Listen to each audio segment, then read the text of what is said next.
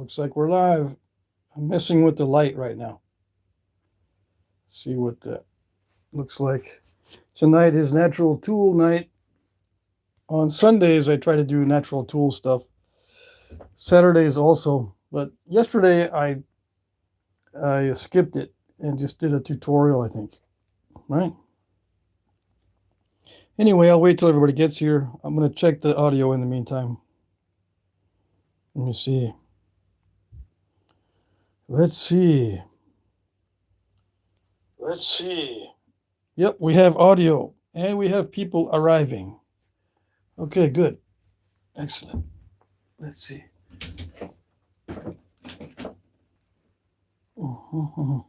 Yeah, the lighting looks okay.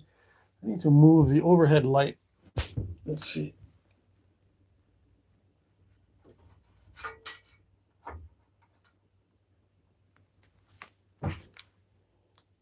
Yes or no? No. Hold on while I mess around with this lighting. Why it got changed, I don't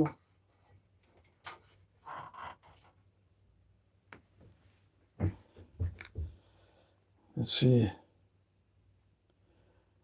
No. It just looks different for some reason. Hold on.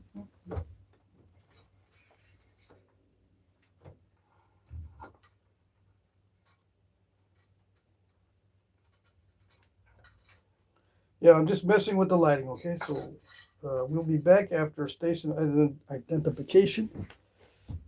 I'm waiting for people to get here anyways. That one's right in my eyes now. Somehow I messed up the lighting. Anyways, I'm just going to leave it. It'll take me a long time to fix it. Right, it always takes forever to fix these things.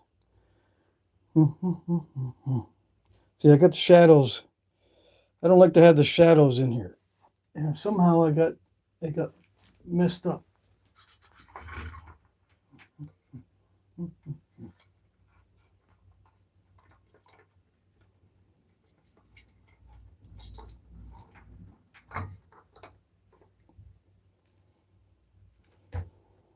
Yes, let's see. Excuse me while I try to work on this. Something's not right. Let me check I just can't see it very well. I think it may be that I need a third light in here so it'll shine on my camera because I can't see very well through the viewfinder of the camera I'm filming with or the phone I'm filming with. But it looks okay here. It looks okay here.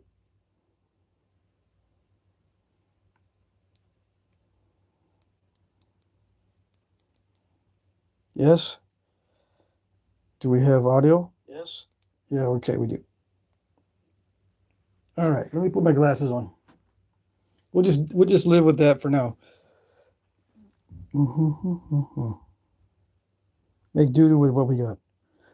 Hey, Aaron is here, first one. Dockenstein, how's it going, Bill? Chris Lithick is here. Sam Folks, Alan Cole. Hey, Alan. Flake Scars is here. Scott Goldsberry, Graylin Landry. Let's see. Mac Bales, Feathered Frontiersman. Hey. Let's see here. Andrew Humphrey. Your Laughter. Good evening, everybody. Natural Tools. Yeah, Natural Tools tonight. I'm going to continue the series, a tutorial series, tomorrow, where I try to explain everything. The 5 different stages of napping. Monday or tomorrow will be the second stage of napping, the preliminary thinning.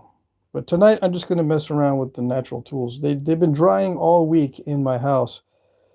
Hopefully I can nap something without too much trouble.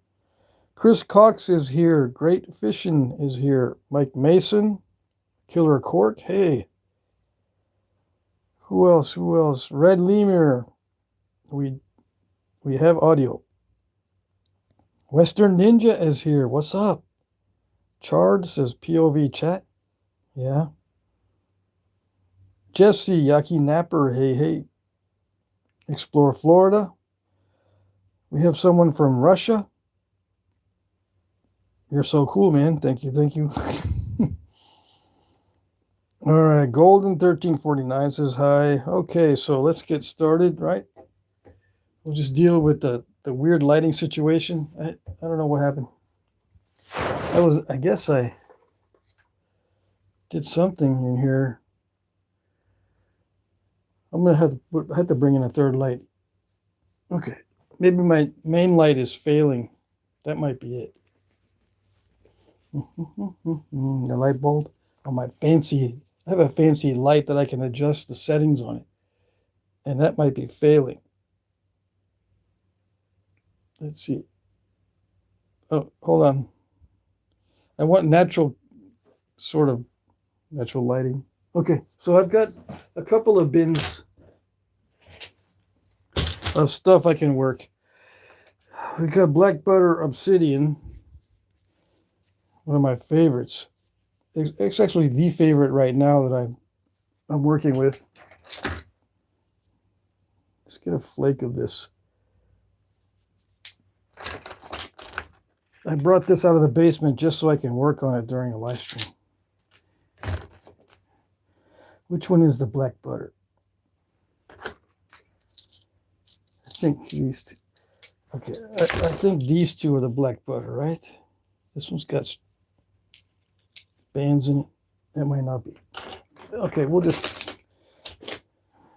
I know that one is, so let's put that one there. And I don't feel like working anything tough, so let's... This is heat-treated Keo Cook, so that looks good. What else? We got some hornstone that doesn't need heat. It's just nature's heat street. Heat street? Wait a second. This one is this is black butter.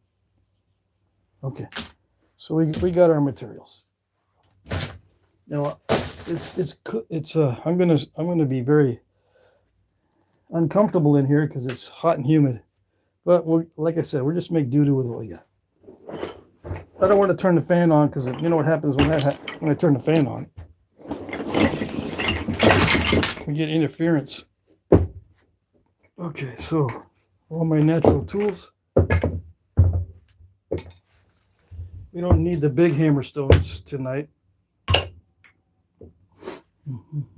I'm gonna spend some time this week and make some new tools. And I think I'm going to start making videos for my Allergic Hobbit channel. But I'm going to include some reproductions of tools made of metal that were used by Native Americans. Okay, copper tools especially. Copper knapping tools used by Native Americans. I'm going to bring them into the Allergic Hobbit channel. Because, you know, there's no sense in ignoring it. Native Americans use copper for all sorts of things. So that's what I'm going to do. And I'm going to make a reproduction of Ishi's toolkit, which includes steel nails and steel rods. Okay? Ishi the Indian. He used steel tools before he walked into the town. Okay? He was the last of his tribe. He was starving. He walked into town. And they found him next to I don't know where they found him, next in an alley or something like that. So they took him in and I guess they had him in jail for a while so they could give him the 3 meals a day and that kind of stuff. Anyways, until he finally started working for the museum. All right, so what am I going to do? I don't know. Let's see. Make a mess. That's what I'm going to do. All right, let's see. Does anyone have $5 to spare for food on Venmo or any other Cash App? Kimberly Kim Burley is asking for $5. What's up with that? I've never seen that before.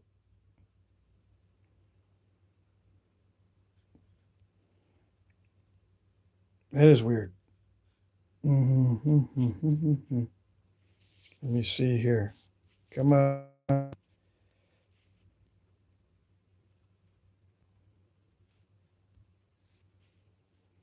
Okay. All right, so let's start. I got some new hammerstones. Actually, I got this from Alan Cole. Hammerstones I haven't been using very much. I started using this one, but it's starting to crumble already.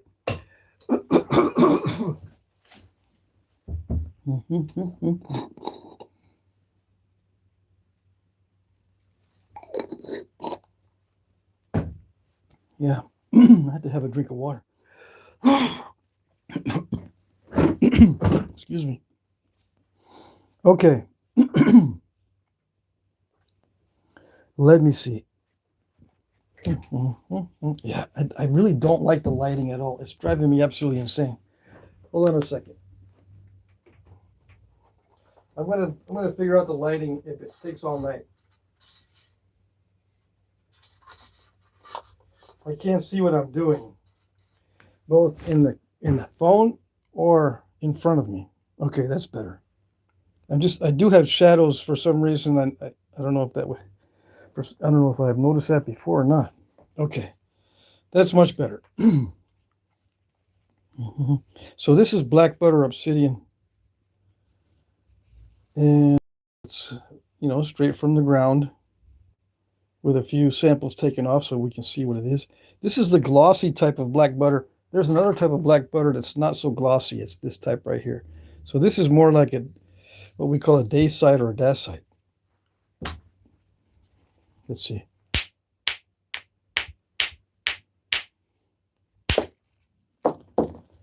So this has some issues with it.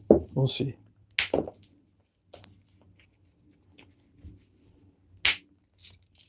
Yeah, it's good stuff.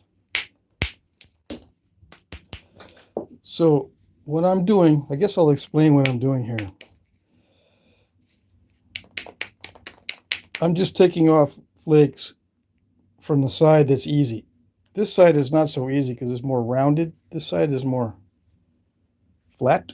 It's easier to remove flakes from that side. So that's why I'm starting there, and I'm flattening this out. There's no real big turtlebacks or anything. It's just kind of thick. So when I thin this kind of stuff down, I just take relatively easy flakes off. I pick a side or pick an area that's what I call low-hanging fruit, relatively easy to remove flakes from, and then start from there. And then I'm going to zigzag this.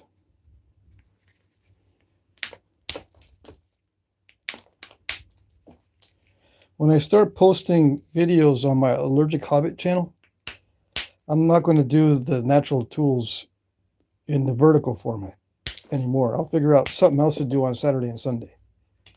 Okay? So it'll be either this coming weekend. I might actually just start this week, start posting videos over there on the Allergic Hobbit. It depends on how fast I can get those copper and steel tool reproductions made. I think I can make them this week coming up. Once I get those made, I'm going to start posting on Allergic Hobbit channel and not post this vertical format stuff. I was supposed to be in the horizontal format. That's another thing that I forgot to do, but I'm not going to change it right now. I'm going to do the horizontal format on the Allergic Hobbit channel. I bet I can do it by next week. Yeah. So I'll make the announcement formally. I found out that not everyone watches the live streams, so if I make the announcement here in the live stream, it doesn't get noticed. So I'll make a separate announcement. So on this, I'm going to thin the ends down like always. What's the main difference between natural tools and metal? The natural tools are a lot more inconsistent. They're not reliable. They can be nice to use, right? You can get used to them and they can be nice, quote unquote nice. But then when they wear out, you lose your sweet tools, so to speak. Like that happens a lot with hammerstones. They start to show wear and tear. They change the surface, or the surface changes on these regularly and quickly. So you're always dealing with changing dynamics with your knapping. Now it's fine with advanced knappers because they've learned to make the adjustment. They're expecting to have a learning curve, a continuous learning curve throughout the whole process, because the tools are not consistent. Like your tools tomorrow, my tools tomorrow can be different than the tools today, but just because of what I'm working on and what breaks and what gets worn out. Yeah, you can reshape hammerstones and reshape antler, but they get lighter, they get smaller. There is a definite change. And the small, subtle changes in flint knapping can make a big difference in your final result, especially if you want to make thin points. If all you're doing is making thick points, then it doesn't matter too much. Thinning is where everything converges as far as difficulty. It's the most difficult part of all of flint knapping, I think. And all these subtle changes are going to affect the thinning in a negative way. You're always going to be struggling to get it thin all the time, all the time. There's nothing ever consistent. You're going to have struggles and learning curves with every thinning process. Just subtle little changes from day to day, that sort of thing. Advanced knappers have learned to deal with it.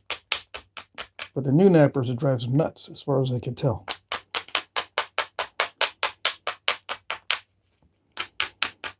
Okay, all right. So the hammerstone, I just used it to make the basic shape.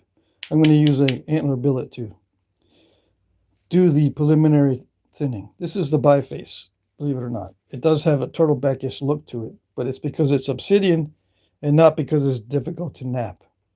You know what I mean? I left it thick because if I thin it down with a hammerstone, it breaks really easy. That's why it's still really thick. Okay? So, it is risky to thin these down with antler billets. I can use a softer hammerstone to thin it down. I find that I'm more accurate with a billet like this than with a hammerstone. Okay, so I'm going to use what I'm most accurate with. And when it starts to get thin during the secondary thinning phase, I'm going to use indirect percussion. It's more accurate. So hammerstones for me are the least accurate, so I start with those. I could start with billets.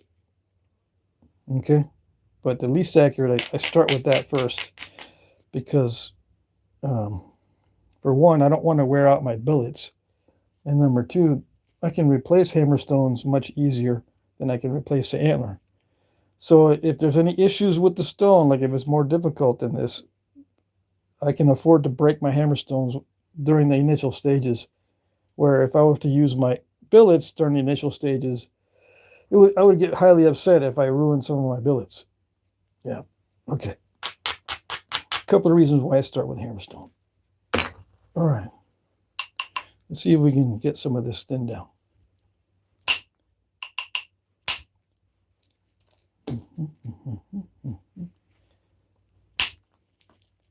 Yeah, like that. I like hitting it from the ends. Okay, so we can examine these areas that I strike, but they're going to be variable. Okay, sometimes there'll be a big area removed, sometimes only a small area. Let's see, do I have the other one? Do I have that other flake? I got a feeling this was a very small area compared to this one. Let's see. I don't know. Where did it go?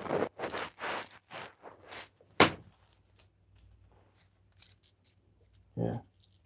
See how this area is small and this area that I removed is large. See the platform is on the flake. See that flake platform, how large it is on that one and how not so large it is on this, and yet the size of the flakes are very similar. Same tool, different different sizes of platforms, different sizes of flakes, right? Different thicknesses. They're very similar, yes, but there's subtle differences that throw some people off if they're examining artifacts. Okay, they're thinking that the bigger the platform, the harder the hammer, or whatever. Okay, but you can't tell in many cases what type of hammer you're using because they overlap.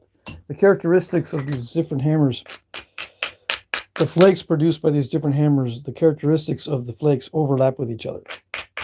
So you can't always be sure what type of hammer was used. Not only do they overlap with each other, but the flakes differ.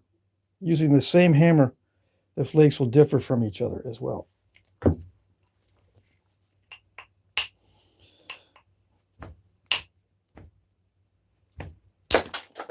Yeah, see, a little bit too high up on the, just a slightly too much, just a slight variation. It's too high and it removed a lot of the edge. Okay. And what that slight variation was, it grabbed a little bit too much. And just a little bit too much grabbing on the edge can remove a whole lot of the edge.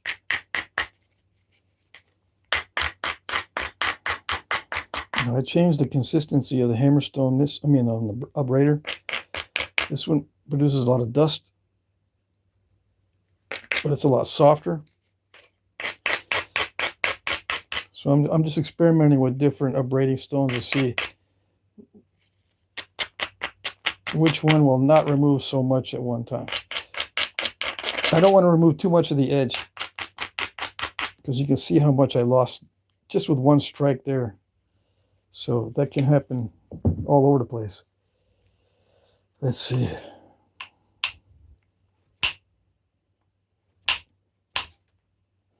And yeah, that was a good area to hit, and yet it didn't do anything. Now, did I drop it down below center line? It was at center line, so at center line is good enough.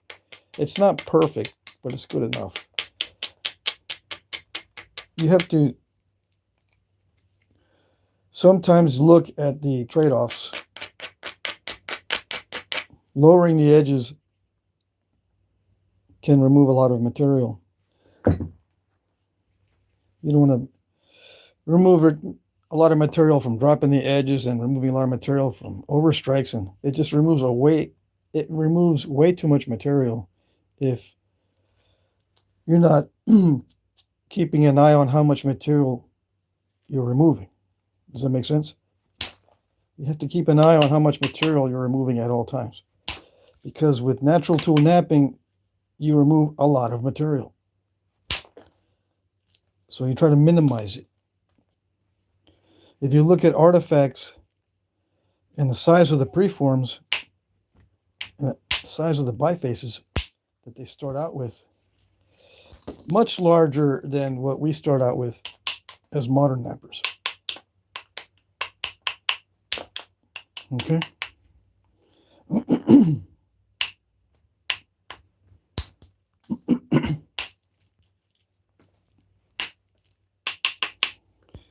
So yeah, I'm just thinning from both sides.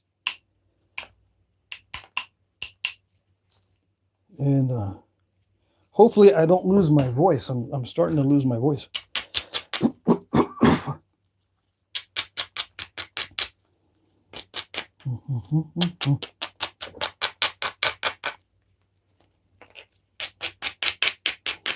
Anyway, you can't really see on the obsidian very well, so I'm not going to mark it with a marker. Otherwise, I'd be marking it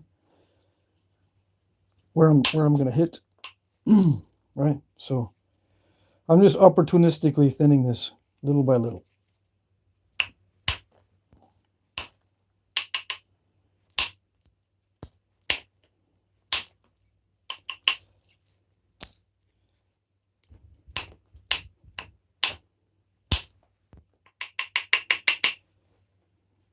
Yeah.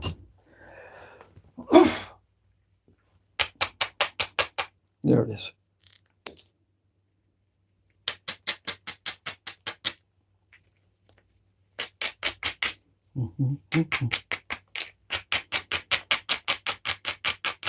Yeah, this abrading stone is very dusty, but it is very gentle on the edges.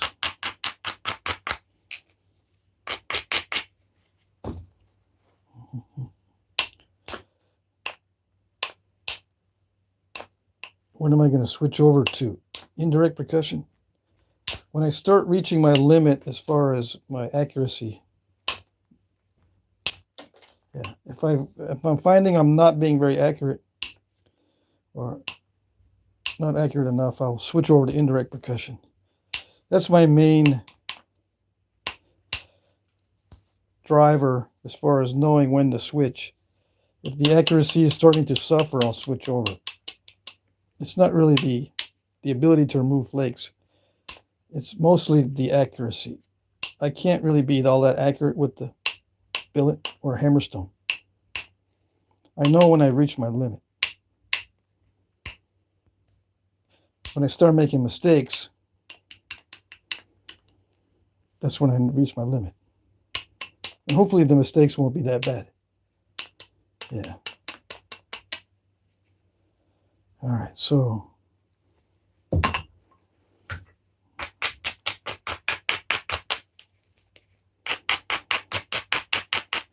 maybe a couple more strikes with the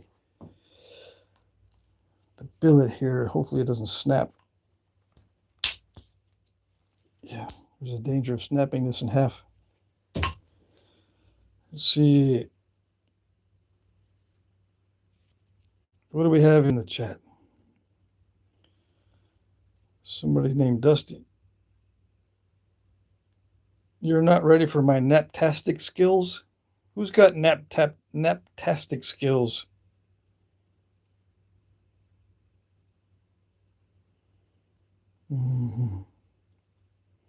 Screwed that all up. I screwed it up. You know, I don't have to do no funny voices tonight. You're the one doing them for me. Yeah, I can just hear you.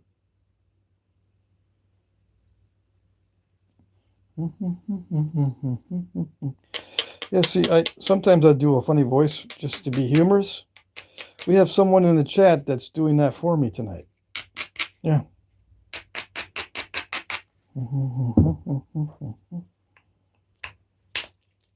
Now, I don't know if you're serious, or you're 10 years old, or you're joking around. We'll see what happens. If you're 10 years old, I'll cut you some slack. But if you're an adult, it's funny. I have to put adults in timeout, but I don't put the kids in timeout. Yeah.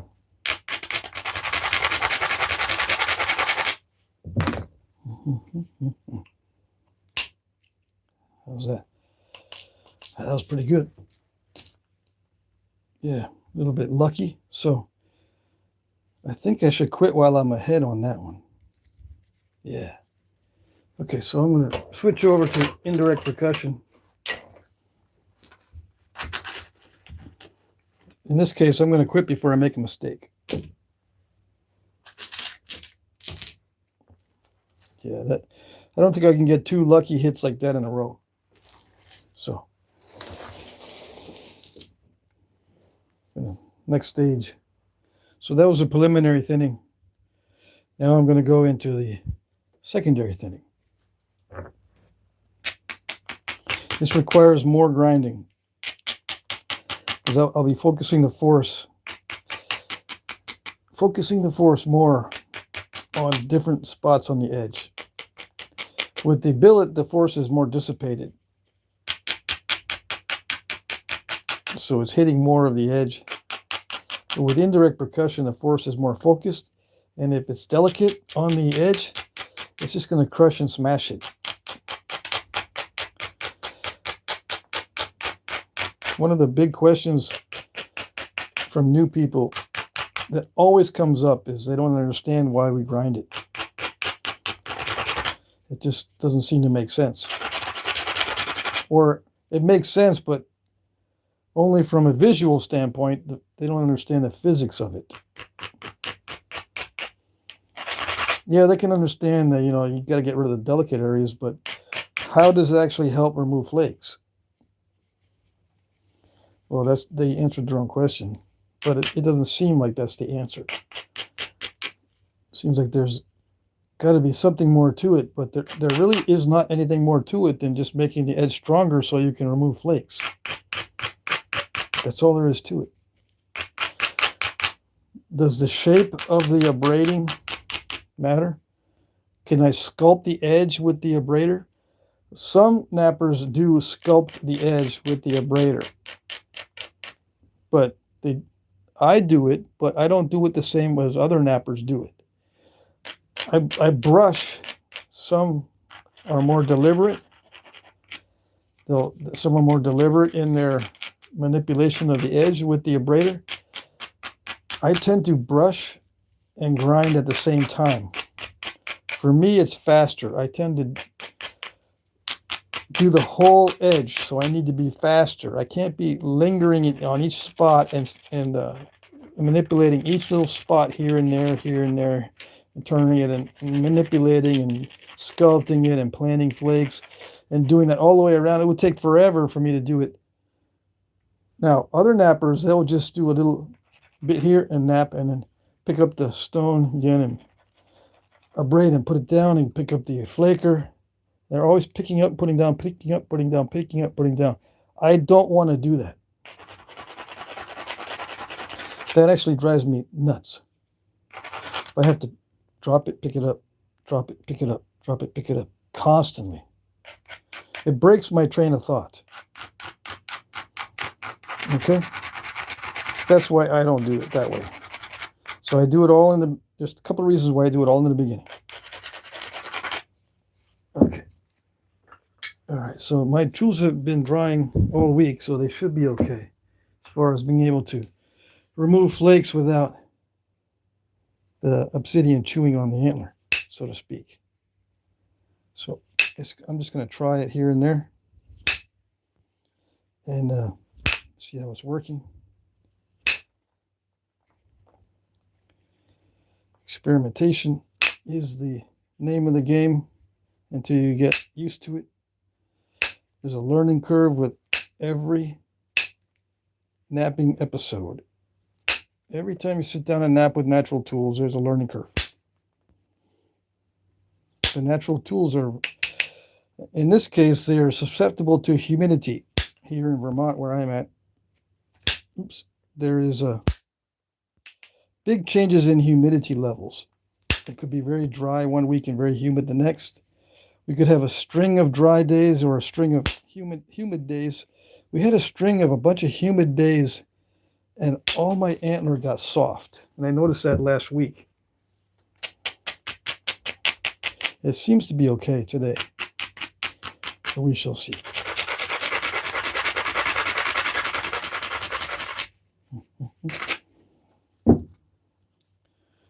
Now, let's see here.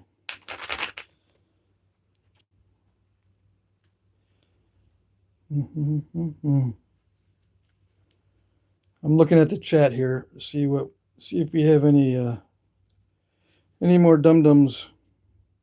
I don't think so. Let's see.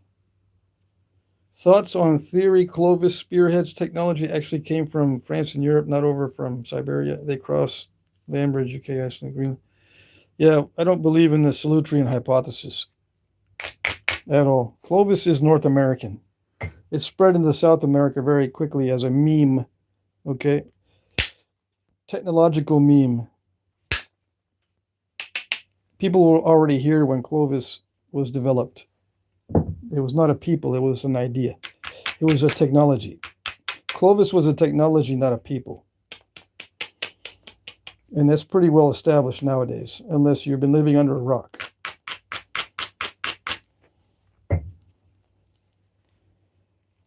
It's a North American invention. Okay? And it didn't last very long.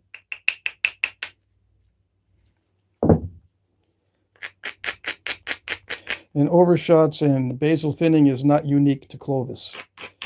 Fluting, overshots, and basal thinning and all that, grinding on the sides is not unique to Clovis.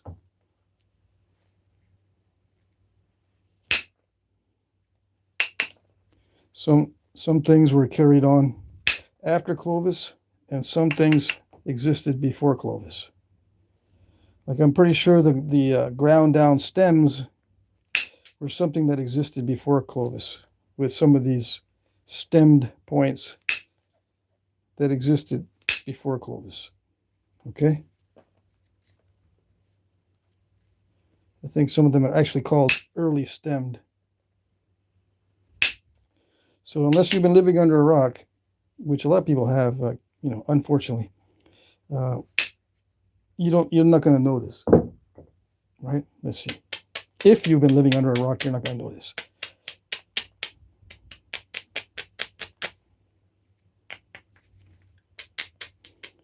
Yeah, the realization that Clovis was not first started to gain momentum. The evidence started to pile up in the 90s. So you're like 25 years behind.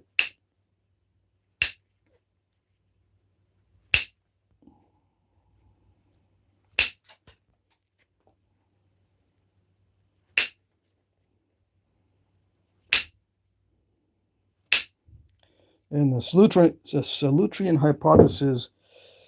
hypothesis, in my opinion, was developed by a couple of grifters, unfortunately. Yeah.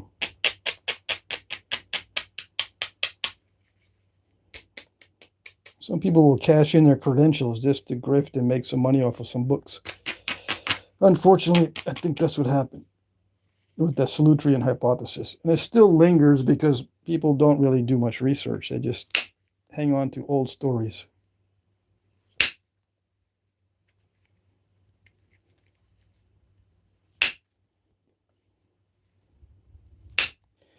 So it's starting to crush. So that's one indication that it's starting to get a little bit too thin for what I want to do. So I've got to back off on the thinning. See what else we got here in the chat. $1.99 super chat. Aaron Estes, Bobby Estes, timeout fund for Dusty. Yeah. Looks like I'm going to have to. He says loosen up a little bit. I think he's going to self-eject. Yep.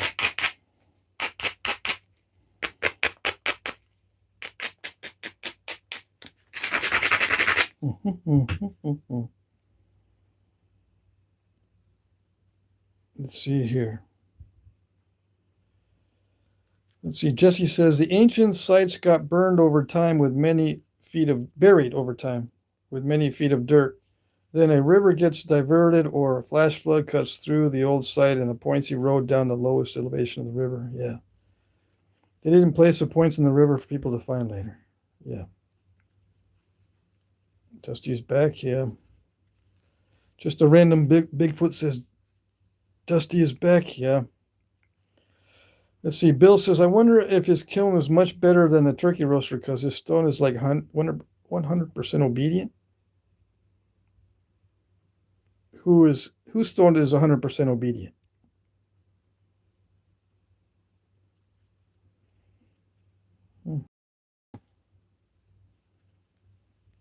Red Deemer says, sometimes it feels like all learning stopped at the year 2000 or so, perhaps before. Yeah. Yeah, with the introduction of doom scrolling, people stopped learning. Now they just sit there and doom scroll. It's some kind of weird addictive behavior that, you know, that people would rather do that than actually absorb knowledge. They tend to just absorb stimulation.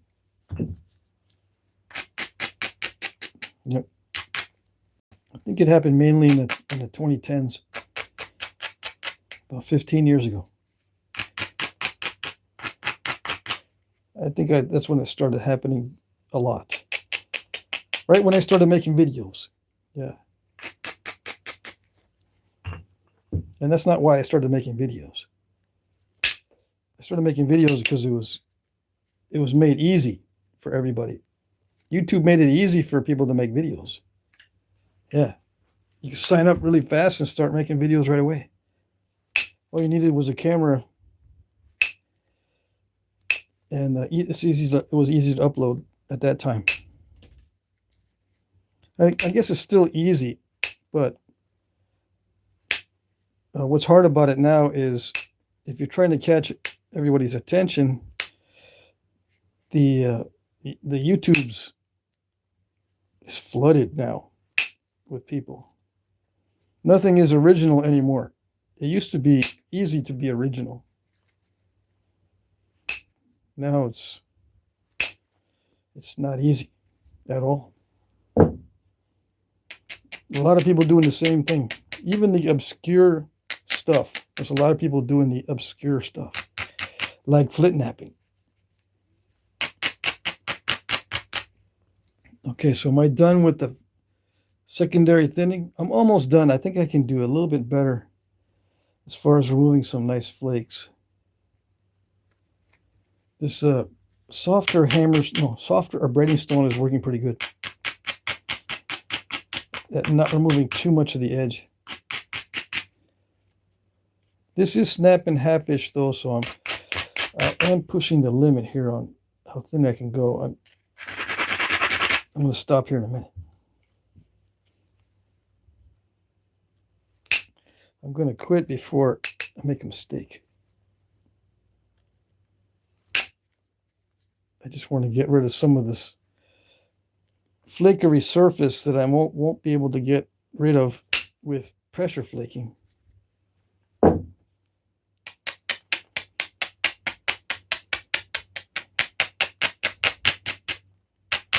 So I'm going to do it now. And this is a good size. It's a good manageable size. Some knappers, they'll make stuff that's bigger than this because it's a little bit easier to manage. But I use natural tools to make really small stuff as well. I don't really go into making big items with the natural tools. I don't think I've described that very much, even on my Allergic Hobbit channel.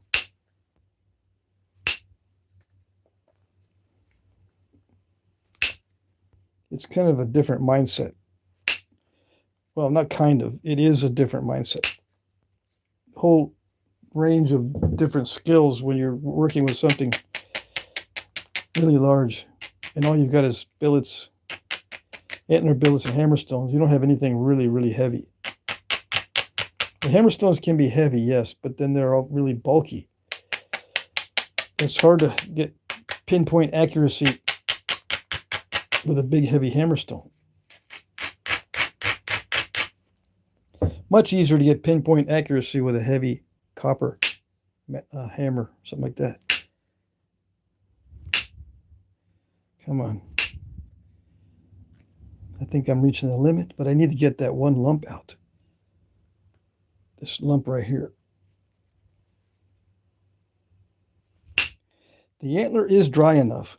It's just, I don't want to hit it hard. There it goes, a little bit. I don't want to hit it too hard because it snaps in half. This is very snap in half-ish stuff.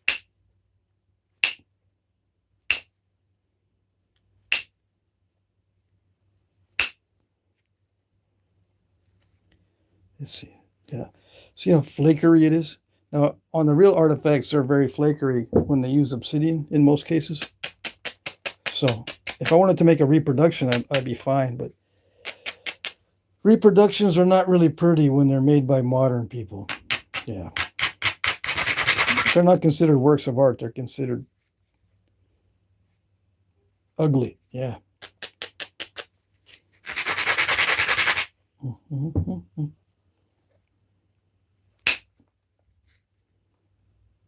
Okay, let's see.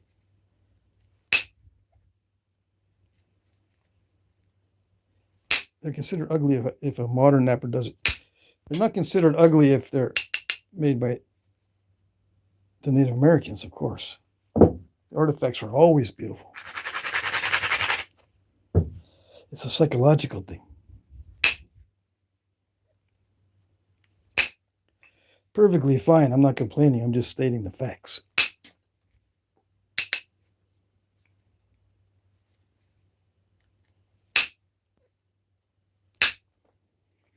So I am thinning it, but I wanted to thin it and get rid of the flakeriness, but it looks like I've got to just live with the flakeriness. It seems like it's not going to get any smoother. I might have to reshape this. It's getting pitted and stuff. It is getting chewed a little bit by the obsidian. Let me see. Where's my sandpaper?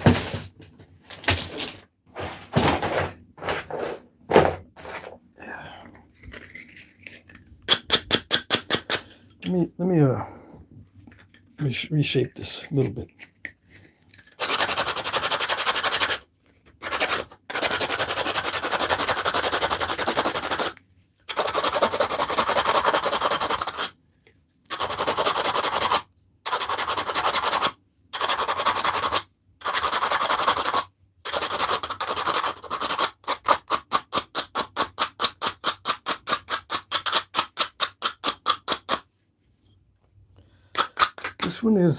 This one is the one with the soft center.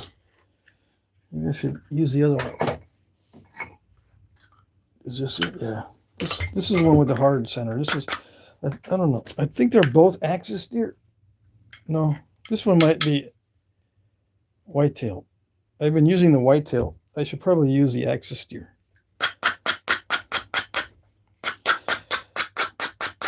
I just grabbed the first one I saw.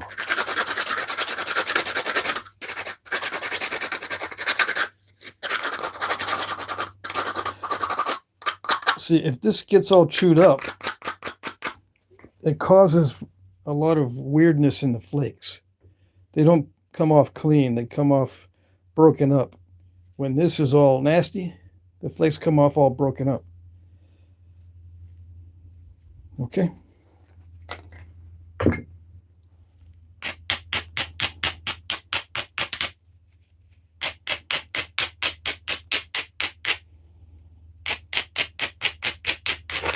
Let's try to get some clean flakes.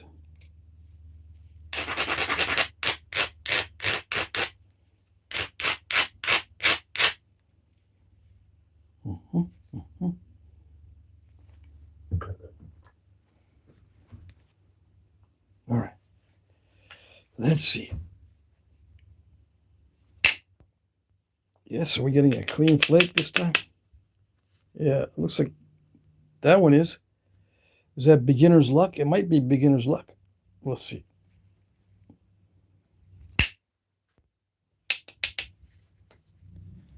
So that one crushed in the beginning, and it broke up a little bit weirdly. Let's see. How about that? That one came off clean, but it's step fractured. There's a learning curve with every tool. That's what I'm going through right now, the learning curve. with this new. It is harder and more dense. So I think it bounces off the edge a little bit, so we're not getting the full length of the flakes. I gotta follow through more, or be conscious about following through more than before. Got a longer flake that time. I think it came off pretty clean. So yeah. Let's see what else. It actually is. That's as thin as I want to go. Yeah. That's it. I'm going to start pressure flaking it. Yeah, that's as thin as I want to go. So yeah, it worked to switch the tool, but too late. I should have switched it earlier. See, let's see. Yeah, I'd like to have a cleaner, less flakery surface, but it's okay. Yeah, it's all right. Let me check the chat.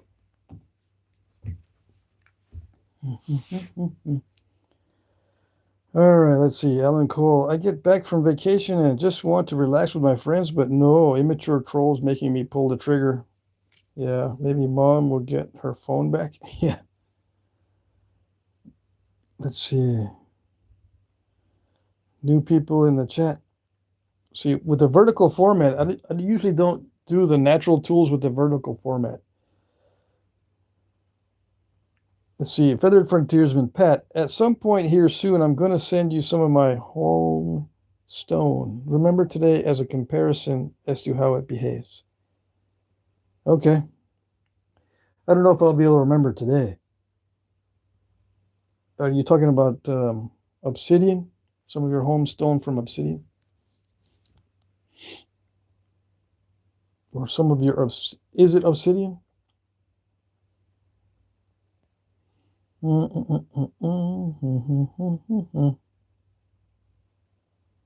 Let's see. Okay, it says that stuff looks very much like what my home stone is. A little bit more shiny, and yes, it's snapping halfish and full of clay pockets.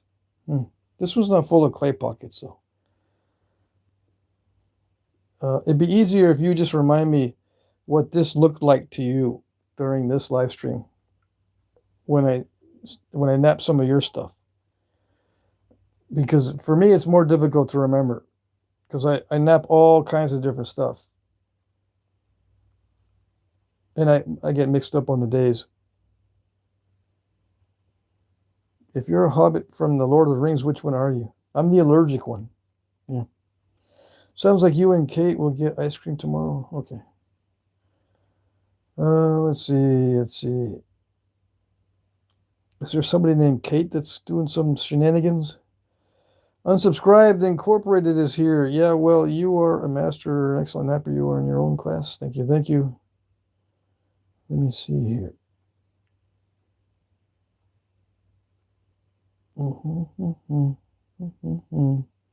Philip Truitt is here. Danny Story says hi. Random Squirrel says nice. Who else that I had not seen? Sunny Valente, Crafty, what tribe are you from? I'm only very slightly Native American. According to 23andMe, I'm 1/8, which probably like 80% of people in the United States are in the same boat. 1/8 Native American is not rare. Let's see. Barry Crawford says, here in South Carolina, 90% of our points are white quartz, very hard material to work. Yeah. But I don't know about 90%. You've got good chert, like a Fort Payne chert, not too far from South Carolina. If you go west, into Tennessee and that kind of area, or north, or further south into Georgia, you get into some good cherts. You don't have to go very far to get good stuff. It seems like people from South Carolina live in places where there's only quartz, and you guys must be living in large metropolitan areas. Let's see. There's a lot of good chert not far from South Carolina. And there's dozens, probably hundreds of knappers in and around Tennessee that have lots of stone, very good stone. Chantel Stokes says, hello from Charlotte, North Carolina. Awesome. Aaron Wilson. Hey, Aaron. What? No, not to mention all the running Aragorn Legolas here. Talking about Lord of the Rings stuff. I have a channel called Allergic Hobbit, okay? I do like Lord of the Rings stuff, but it's a Flintknapping channel. Let's see. Bill says, can you knap that giant cords from the caves in Mexico? I don't know. Barry Crawford says, Coastal Plains chert and Knox chert. Yeah. North Carolina rhyolite is some good stuff. Yeah, well, North Carolina rhyolite ranges from 0 knappability up to about a 6 or a 7. Good stuff starts at 7. So, yeah, it's very rare though. Most North Carolina rhyolite is in the 1 or 2 range on a scale of 1 to 10 as far as knappability. How do I know? When I went to the Tennessee Knap-In this year, back in May, a guy brought me various types of North Carolina rhyolite and says, okay, let's see what you can do. And they ranged. Most of it was in the 1 and 2 category on a scale of 1 to 10. Absolutely horrible. There was maybe 3 pieces of this size that were any good out of 2 full buckets, 5-gallon buckets. There were maybe 2 or 3 pieces like this that were good. Like I would say a 7 on a scale of 1 to 10. That was the best he had. Was a 7 on a scale of 1 to 10 as far as knappability goes. And we had to flake it down to about this size to get anything out of it. And that was the best stuff. Okay? About this size to get anything out of the best North Carolina rhyolite. Okay? And it was green. It was and it had a nice smooth surface when it flaked. It wasn't grainy. It was actually attractive. It was a green, attractive looking green, lighter green. And see, there's some darker stuff too that wasn't too bad, but it wasn't more than a 7 on a scale of 1 to 10. Okay, so when you say nice, when people hear the word nice in a chat, they're thinking 9 or 10 on a scale of 1 to 10. No, it's not even close. I don't want to upset you or anything, Jesse, but no, it's not good stuff. Flake Scars, Patrick, is Texas root beer raw good stone to Flintknap? Yes and no. It ranges from a scale of 4, scale of 1 to 10, to up until about 8.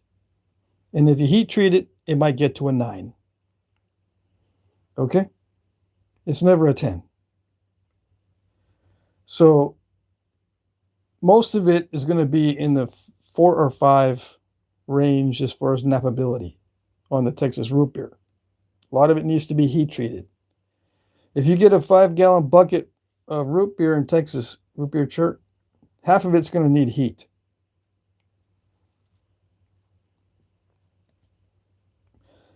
The only good stone that comes straight out of the ground is, first of all, it should be a flint. Comes out of the ground from chalk and not limestone, right? Comes out of a chalk bed. True flint. And I got some road rock that was true flint that's good to knap. Some of the Georgetown is good to knap, not all of it. And then there's the hornstones and the Fort Payne cherts. come straight out of the ground, very nice to knap.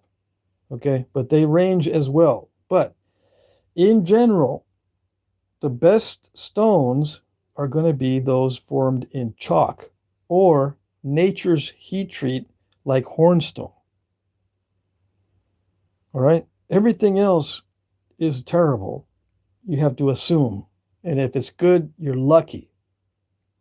Okay, so true flints formed in chalk and hornstones and similar, which are nature's heat treat, they've been heated in the ground because of pressure. Those are going to be straight out of the ground, relatively good to knap. Everything else is so variable that if I told you they were good, I would be wrong. In most cases. Okay, and there's hundreds of people watching these videos, so there'll be hundreds of people gathering stuff that's going to be nasty if I tell them this is good, this is good, this is good. All right. What material do you recommend starting with?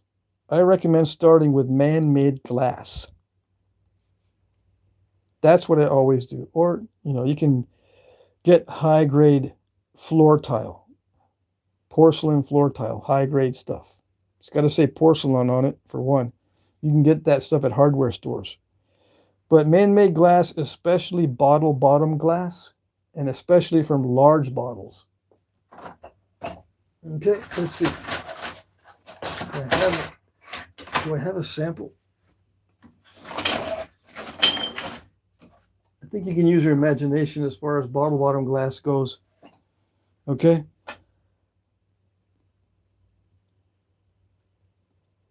Now, yeah, Bill says glass isn't very fun though. And you know why it's not fun?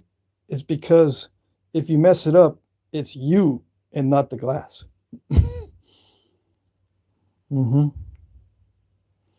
Says Tyrone is an incredible flint from Tennessee. Yeah, but does it range in quality?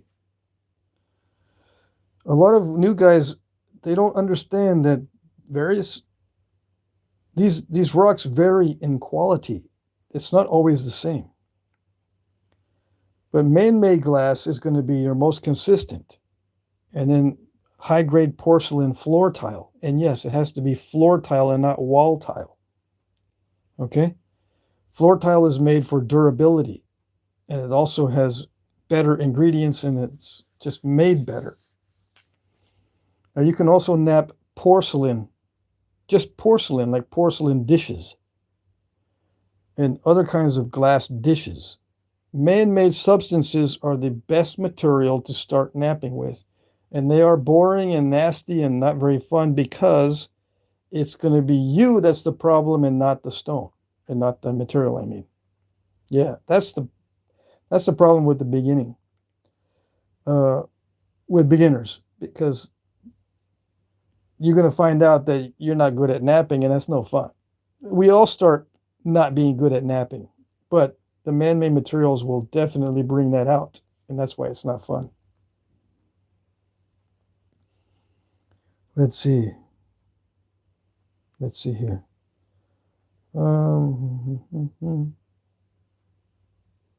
see here.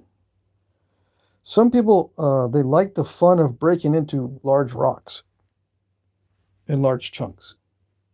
Yeah. If you're into breaking into large rocks and large chunks, the glass is not going to be fun for you. I'll give you that. You didn't say that in the chat, but I just thought of that. Some guys, they want to start with a rock and break into it, and that's half the fun. It's just breaking into a large rock instead of starting out with a little piece of glass. Let's see. But if you want to make arrowheads for hunting instead of just having a hobby of breaking rocks, glass is awesome. Yeah, Bobby says, or Aaron Estes says, yeah, that's me. I love breaking into a big rock. Yep. Let's see. Mike Mason, I have a quick counter argument to start off not being good at knapping. See, the first 2 fights in my life selecting was badass moment I ever experienced. I can break stuff. I don't get it. Let's see. Bill says, it's not fun because it's too thin. You don't learn to biface. Is it fun to learn to biface? I guess for some people it is. For me, the bifacing is one of those preliminary steps that if I could get rid of it, that'd be nice. So I'm doing more and more slabs these days. It'd be nice to not have to biface it to get it down to this. Do I like working glass? I get bored with glass myself. Yeah, because it doesn't have the natural colors. See, with me, the colors and the feel of it make a difference. See, I got a bunch of slabs that I'll be working here soon. This is I got this from Alan Cole, right? Some of this Aurora stuff. These are all obsidian slabs.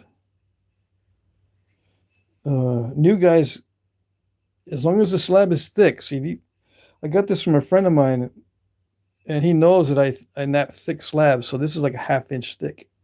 This is my favorite type of slab. This is a rainbow. Yeah, sweet. Anyways, we're losing audience, but it's okay. I'll answer the questions. I mean, I will answer questions and pay attention to what you're having trouble with. Alan Leidenhoff says, 62 Ben.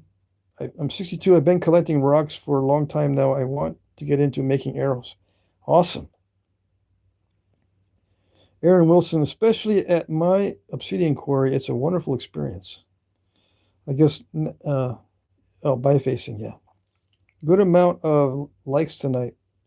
Yeah, we had a pretty good sized audience not too long ago. Let's see.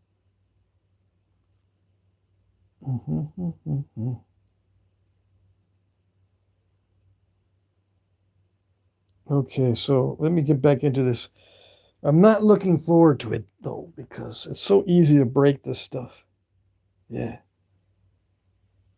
I can see where I can thin, though, now that I've picked it back up. I can see where it needs to be thinned.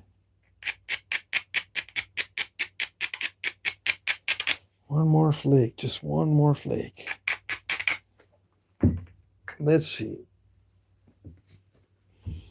I think I didn't take this flake earlier because it's in a spot that can snap this in half.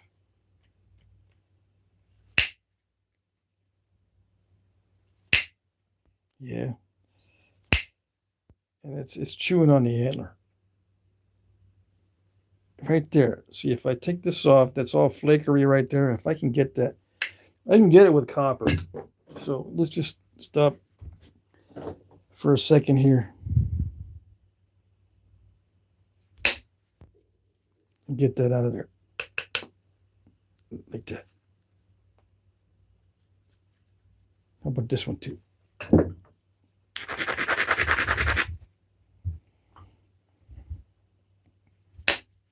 Now, if you notice, it's the same platforms or the same edge. I got to stop using the word platform for the edge. It's the same edge with the natural tools or with the copper.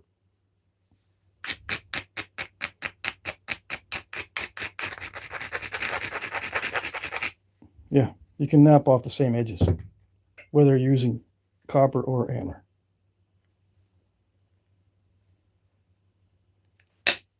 Now, it doesn't work that great with antler, but that's okay. You don't want it to be too delicate on the edges.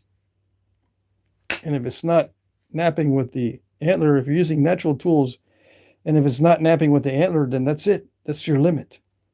Don't push it. You can push it further with copper, but don't push it further with the antler. That's its limit. If it's not doing it, it's not going to do it if you make the edge weaker. It's just going to smash the edge. Okay? In most cases. You might get lucky and not smash the edge. But in most cases, if you try to make it weaker for the antler, it's just going to smash the edge.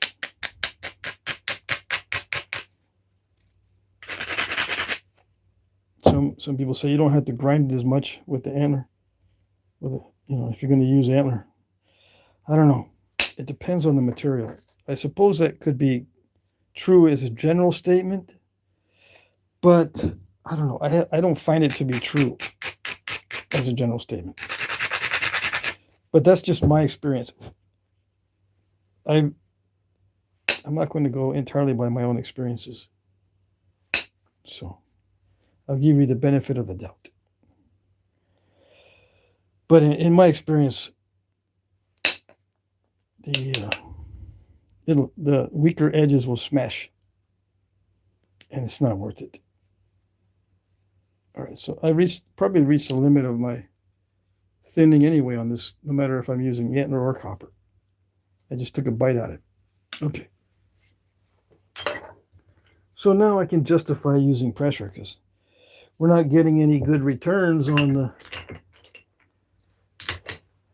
copper. Yeah. So what time is it? 1 hour, 11 minutes. We've been online, or we've been on air for 1 hour, 11 minutes.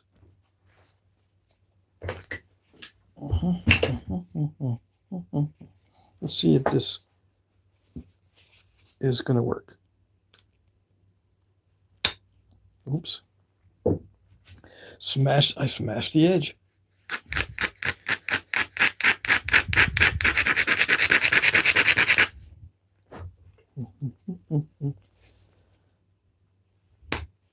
How's that?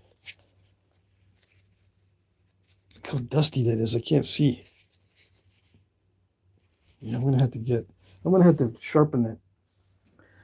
Yep. It'll take some time to sharpen this.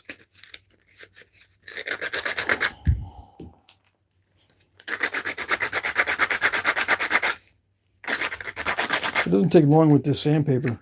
It takes much longer time if I use a stone or something to sharpen this.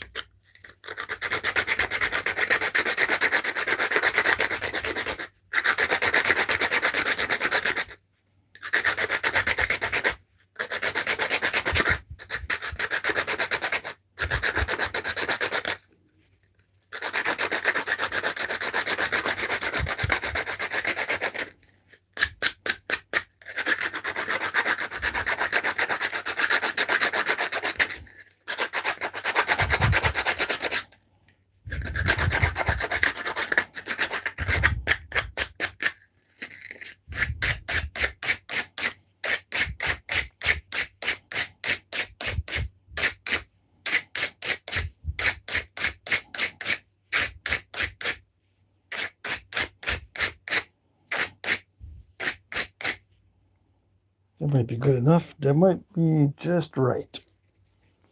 Hopefully it's just right. We're always looking for that Goldilocks zone.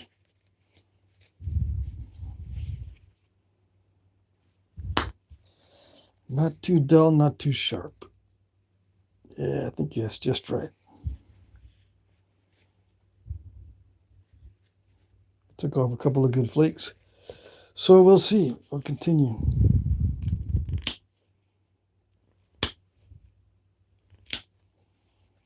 The difference between copper and antler on pressure flaking is the antler tends to wrap around the edge more.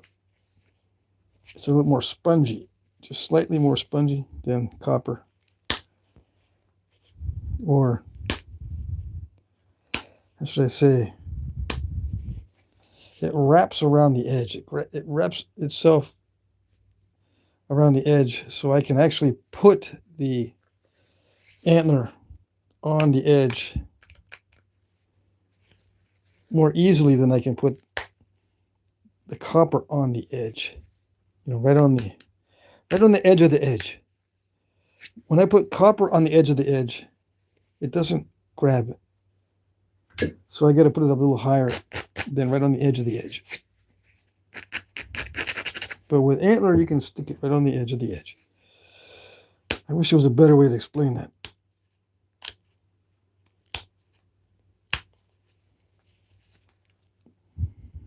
Yeah.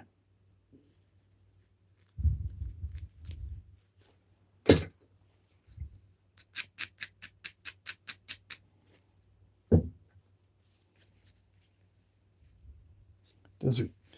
I've often said that it's pretty easy to sharpen with antler, and it is, as long as you're in that sweet zone where you're not crushing. And to get in that sweet zone with antler, it's got to be the right sharpness and the right amount of abrading, and not too thick. If the edge is really thick, it's not that easy to sharpen it, because you're sitting there trying to take off big flakes so that the edge gets thin, and then you have to go to the sharpening. Once the edge is thin, then you can sharpen it and, you know, make it even thinner. You do the preliminary thinning and then the secondary thinning when you're sharpening. Yeah, it follows a very similar pattern as bifacing and thinning. Essentially, you're bifacing the edge. I don't know, that's not the way to say it, but you're making the edge thinner with one pass, and then you come back with the next pass to make it even thinner and sharper. The first pass takes the big lumps off. The second pass will get you a nice thin, sharp edge if you do it right. And yeah, I said it. If you do it right. Yeah, sharpening is a how should I say this? Sharpening is a weird aspect of flint knapping.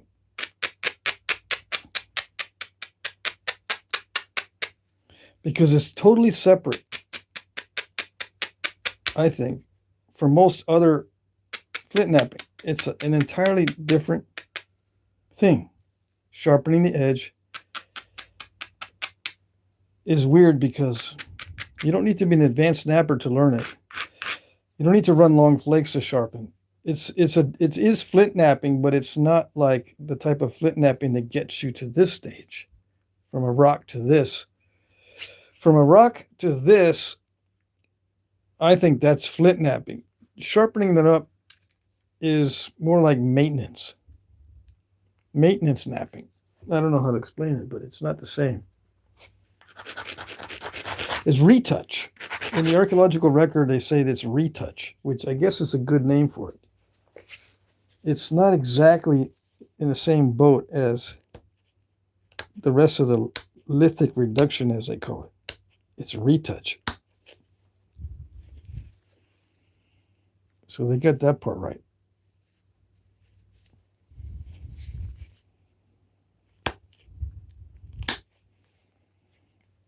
Yeah, because it's thinning the edge is one thing, but sharpening it is totally different. You end up having to be very persnickety about the whole thing.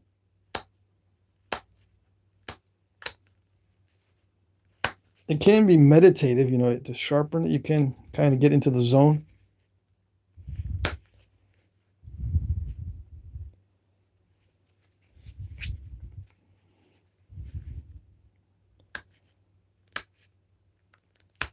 Yeah, I can't see very well.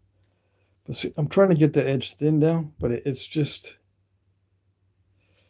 that I need a sharper point. This can probably handle being sharpened even further. I'm just trying to make do with what I got.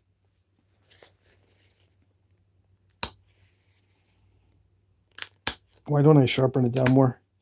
Because I don't want to be sitting here picking little bitty flakes. I really don't want to be doing the little bitty flake thing with the antler, because it drives me nuts. I got to be honest. Yep. But you might think, well, doesn't the step fracturing and the crushing with the large fat tip drive you nuts? Well, at least it's faster. It's not as pretty, but it's faster. I'll take the fast. I'll probably just repair this edge later. It is getting sharp, but it's all kind of crunchy. Anyways, the upper third is the most important part in sharpening anyway. So let's put some notches in this, and so I can look at the chat again, and we can do something else. Maybe break into another piece. I still got like 40 minutes. Break into another piece of stone and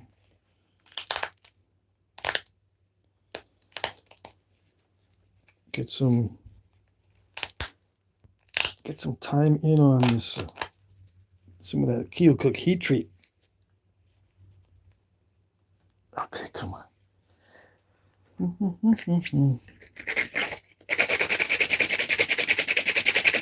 It's too fat.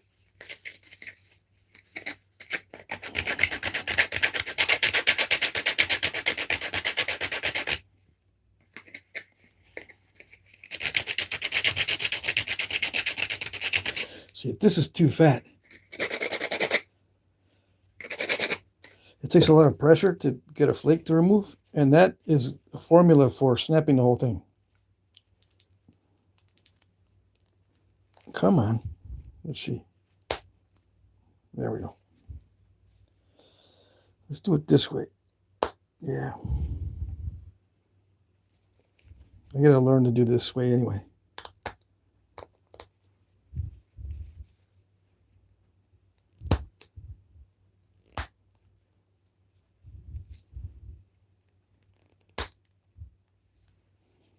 Yeah, like that.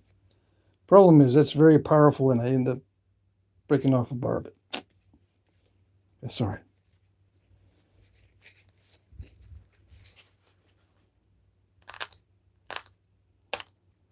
I break off less barbs if I just crunch them in like this. But it's so tempting to do the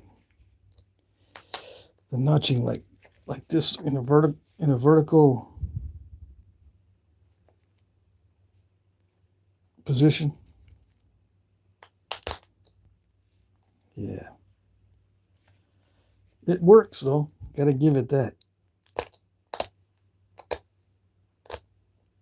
And I've been working on my hand strength, so that helps.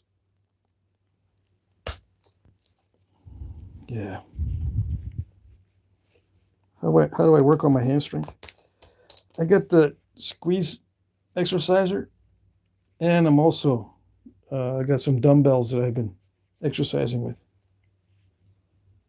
Yeah. In preparation for more of this specialized pressure flaking stuff. Okay, we'll do it this way.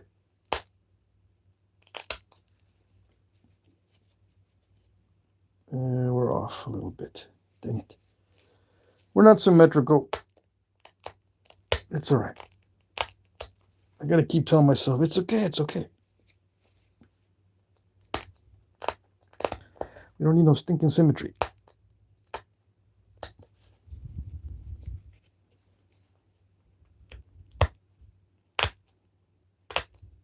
It's not that important. A little bit of symmetry is good. When you're obsessed with it, it's not that good. That's what I say. Come on. Sit. Yeah. It's getting dull.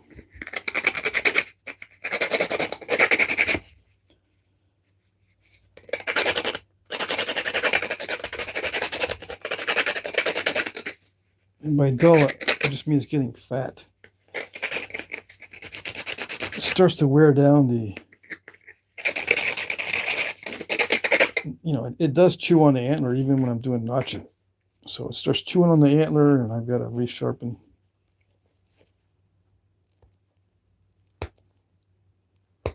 Come on. That's it.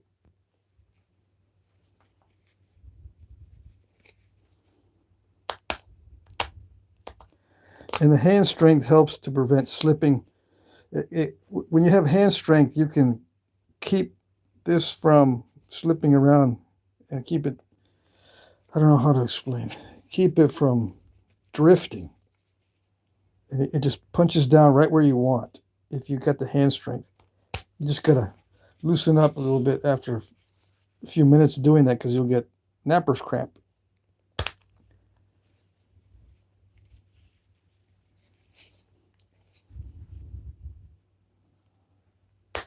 There it is. Yeah.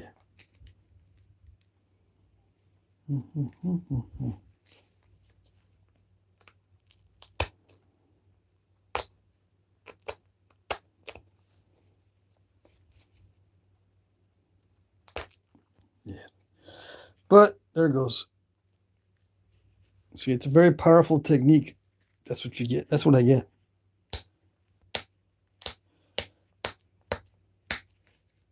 How do you not do that? Don't notch. That's how you not do that. The only guarantee is just don't do it.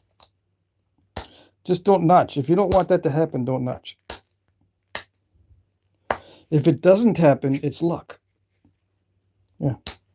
Especially if you're using a powerful technique like vertical pressure. The more powerful the technique, the more chances of messing it up. You'll find that out in Flintknapping.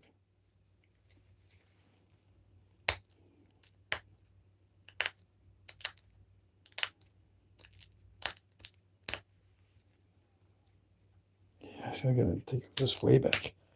To get symmetry, I gotta take this way back.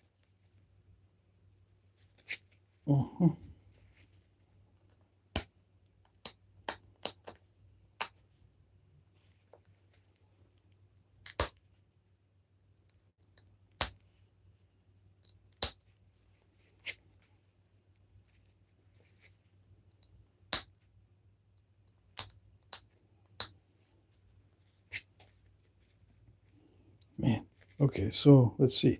Let's see if we can mess this up again.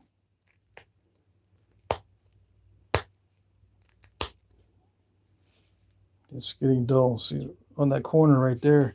Once it starts getting fat, you have to apply too much pressure, and it breaks it.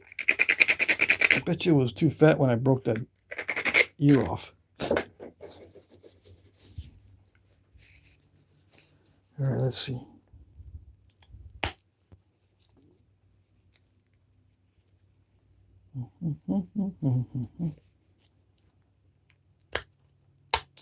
Yeah, and whatever I end up with after notching, there's usually something in the archaeological record that looks like that. So I'm not too worried. But if you're making it to spec, that's the hardest thing to do.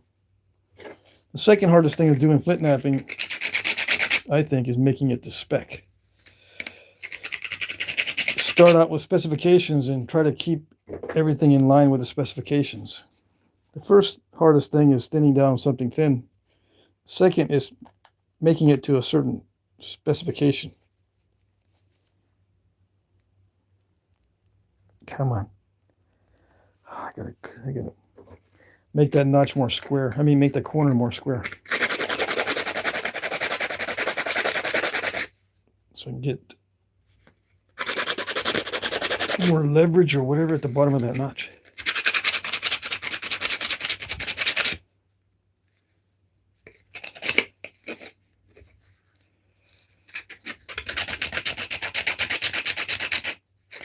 Not more leverage, so I can focus the force more. See, if I square off the corners, it focuses the force better than if they're rounded.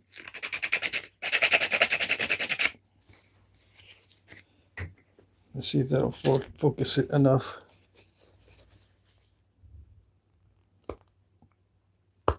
I think it's trying to do it. It's just slipping. Let's see. If I borrow some from one of the sides, I might be able to get in there. No? No. Okay. Gotta widen that notch. It's not gonna do it. So when it stalls, you just give up. Yeah. How do you not stall it? By not notching. It's the only guarantee. You can install some of them.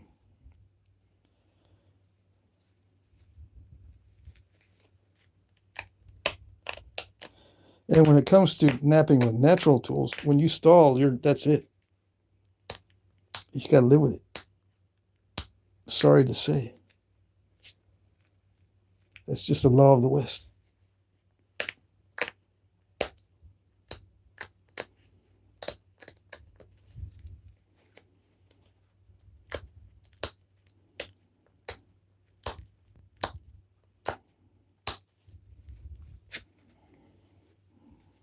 Yeah, there'll be guys watching. They'll go, no, there are ways to uninstall it and all that kind of stuff. He's just not doing it right, and you just know if anything, he's been doing a lot of stuff wrong for years. Blah, blah, blah. You can just kiss my grits.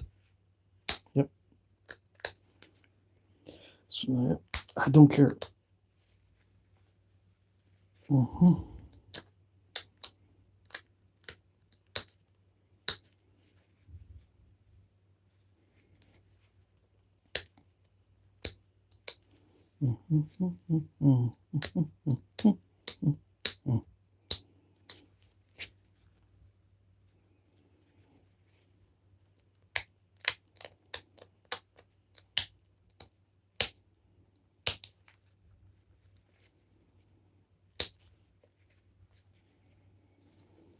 Let's see here.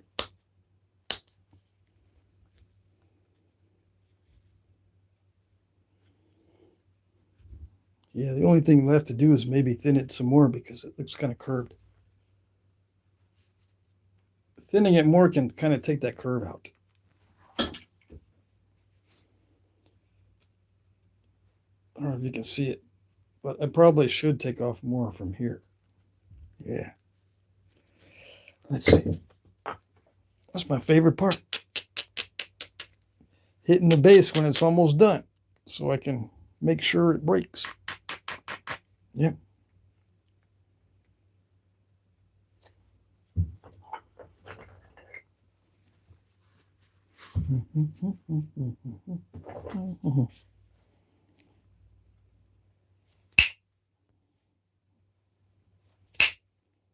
Oh, did it do it? I think it did it. It's one of my favorite parts. When it does it.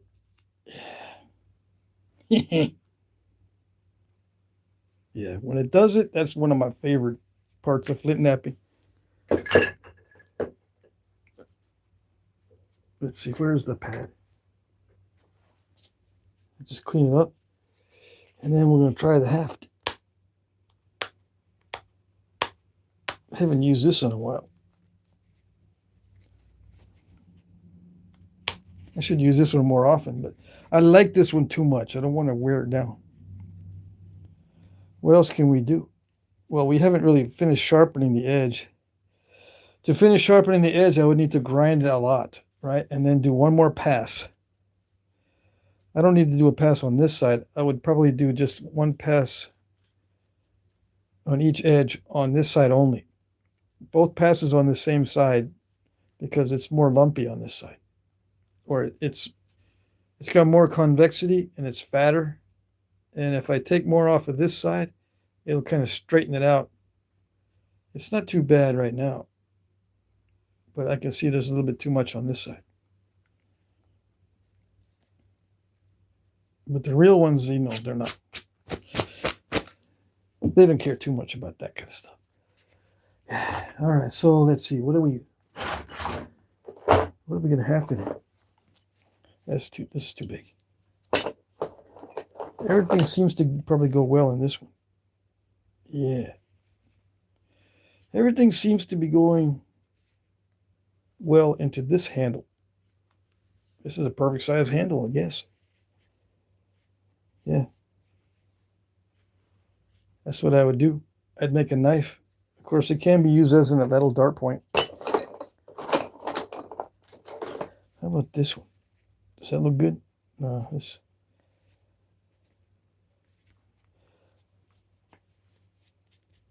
this one, let me take this glove off. Yeah, I'm going to call it a night because I got a lot of work to do. Usually on Sundays, I say that. I got a lot of work to do the next day. That's my excuse for calling it quits early. I've been napping all day anyway. So I don't mind napping all day on Sunday.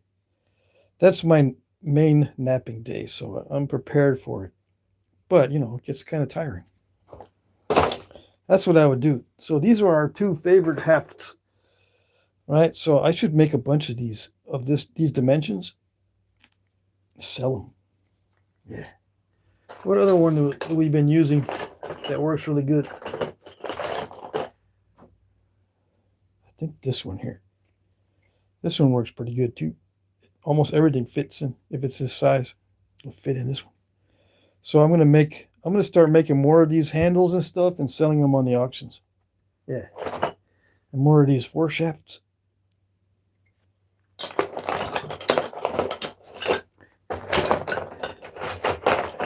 In the time it takes me to make an arrowhead, I can make about 10 various foreshafts, all painted and everything. I mean, it only takes me an hour and a half to make a bunch of these. Yeah. I'm not bragging. That's just the way it is. No, you're bragging. Okay, fine. I promised myself I wouldn't goof around too much on these videos anymore. Because I drive myself nuts when I'm reviewing the videos. Yeah. So yeah, it fits in this.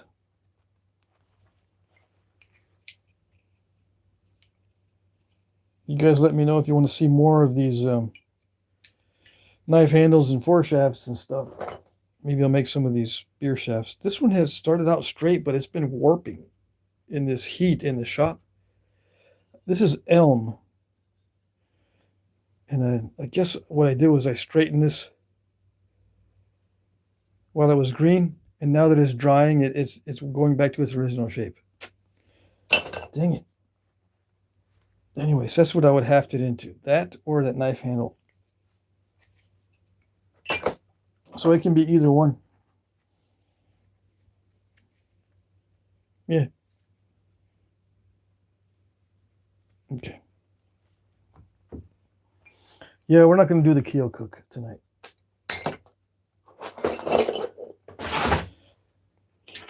It's too good for us anyway. Yeah. Let's break off some of that. I can make some sweet arrowheads using copper with this stuff. Yeah. Get rid of the delicate areas. I actually grew to like the keel cook. At first, I didn't like it much. It was hard to get nice keel cook for a while. But now that we got guys like Danny Collins and a couple other guys that know how to deal with this, keel cook is back on the menu.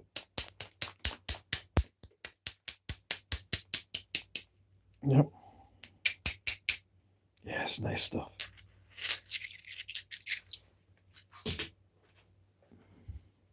I'm going to save this for a challenge. Well, I don't know. We'll see.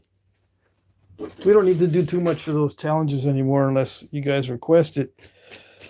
Sometimes I get a request, can you do more of those videos where you take away the turtle backs or those lumps off of one side? And then I'll go, oh yeah. I can do some more of those, yeah. That's the easy part of Flintknapping.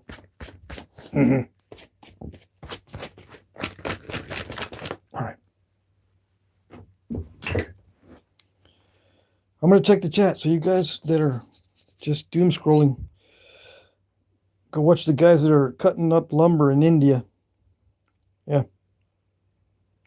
You ever watch those guys? Who else is on there? Let's see. No. Where is the other live streams going on? Sometimes I can find other live streams by doing this, but it doesn't work. Why isn't it working? I'm just getting regular videos. No one else is live right now?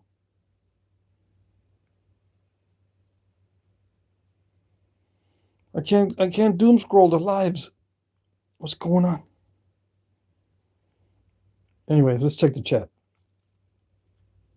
Let me get out of this. I think I know why, because it doesn't allow me to do it in that format. There we go. See? You can watch the lady that cuts up alligators. I've watched her before. Look at that, 1.8 thousand views. This is the lady that cuts up alligators. Then we got people who have false teeth. We got the fish feeding lady. Yeah. She got more super chats tonight than I did. It doesn't matter. I don't make money on these videos. This is just for my buddies. I do the live streams for my buddies. Okay? Oh, that's nice. Look at that sculpture. I've watched these girls before too. Where's the pizza girls?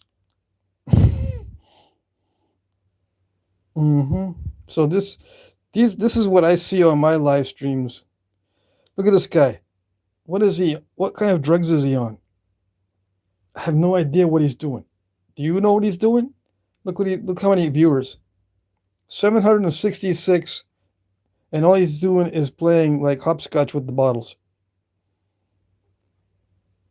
I think. I don't know what he's doing. Then we got factory workers, butchers in Pakistan, looks like. Okay, so that's what I'm up against. That's my competition. Much more interesting than mine, probably. All right, let me try to get back to where I can see myself. Okay, so I get, and then I go to the history. No, not there. I have to enter through the history to get to the correct format. Okay, so Asians and Indians are really different. Yes, yes. Hey, JJ. All right, let's see. Bro, you have the same feed? Yeah. Harvey says, I'm bored on the shorts. Bad, I know. And then this guy with the clanking front teeth shows up. Yeah. Yeah. I wonder if it, if it records what I linger on. I tried to swipe really fast past those, the false teeth type stuff like that, or clown faces or masks or whatever. I try to swipe really fast past those. Let's see, sensory stimulation. Mike Mason's it. Let's see. All right, Pat, I'm going to assume I'm a buddy. Yeah, all you regular guys are my buddies online. These live streams, I don't make money. I mean, I don't care about that. I care about the viewership when it starts to drop off a lot. That means I'm doing something people hate. I really don't like doing stuff that people hate, although it can be funny. I watch to see if there's a lot of drop off. But that's it. Let's see. Great fishing. Break out the polyvinyl acetate. Mike Mason says, I did an excellent doom scroll. She read the comment in 1984. It's an excellent book. KRYT5 is here. Wyatt Goddard is here. Is it known? It is the species of tree that was used for most of the making darts and arrows back in the day. Yeah. Dogwood was as a general category, dogwood was the main choice for arrows in all areas if they had dogwood. Okay. Red osier dogwood, silky dogwood, broadleaf dogwood. Okay. Now, if they didn't have dogwoods, they would use various arrowwoods, and they're called arrowwoods. Like there's arrowwood viburnum. There's actually what they call arrowweed in the Southwest. Arrowweed in California too. Any plant that says arrow in the name is what they used. But if I were to guess, the main arrowwood, this is just for arrows, would be some sort of dogwood. Okay? There are many, many, many other types of wood for arrows. that they used back in the day. Now for bows, the main bow wood, I think, back in the day was some variety of oak, or let's see, what else? I know osage was used quite a bit, but that was mainly in the South. I'm talking in general, almost all areas have oak of some sort. And elms of some sort. Oaks and elms, hickories. Oaks, elms, and hickories of some sort. Those three, oak, elm, hickory, probably the three bow woods that you can pretty much count everyone was using. Now, of course, in some areas they use juniper, cedar, other softwoods. And, like I said, osage. Osage is probably the best bow wood nowadays, since we are able to access Osage orange pretty easily. Everyone tries to get a hold of that stuff. And it's true. That Osage orange is excellent. But there are other woods that you can use that are also very excellent. I think hickory gets a bad rap. And it does change its properties very quickly if you don't seal it. If it's not sealed well, it absorbs moisture or it dries out. It just changes its consistency.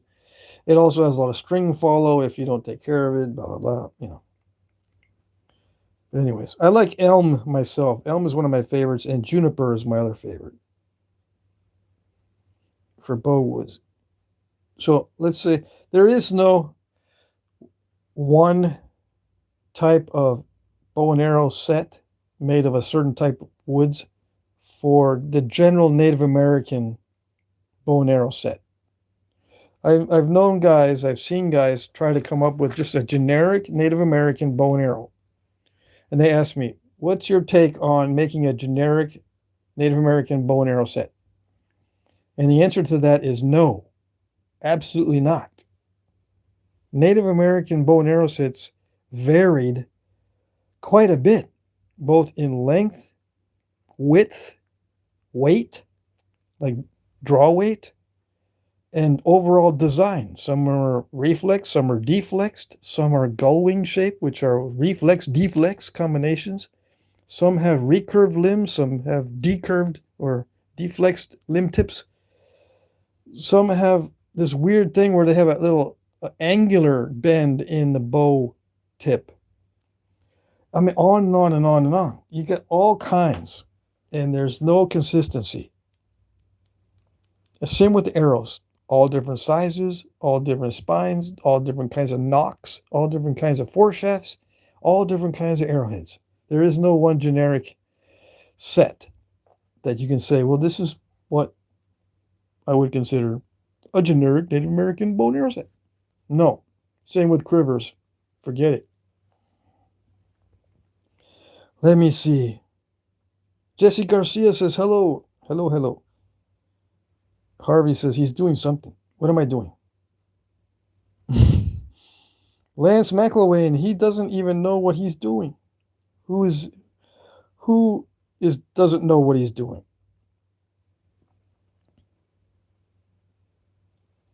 Lance McElwain says, I think I'm going to have to bid on one of the foreshafts tomorrow. I haven't made a set of foreshafts yet. These are just the stuff that I use for my videos. I'm going to start making more, so I guess I have to announce when I'm going to make a set. But I'm going to start making more of these to sell in the auction. Yeah. But the ones I have now, I'm going to use them. The real Wayno says, my watching and like counter is different. I see. Hey, JC Mode says, yo, you suck. Thank you very much.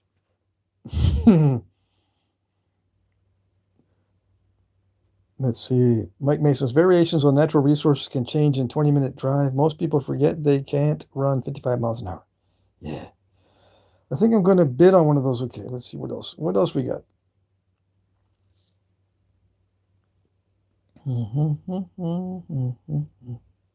I got 3 bifaces from Rocks today. Awesome. Harvey says, throwing you a sub because you seem to have a brain. Low bar, I know. No worries. I won't hold it against you. Nope. You subscribing to my channel, I'll cut you some slack. I won't consider you a dummy. Yeah. I'll cut you some slack. Just a random Bigfoot says, hey, Pat, do you think there's any advantage specifically for woodworking to make a hand axe that is thin enough to be pressure flaked as opposed to one simply sharpened by direct percussion?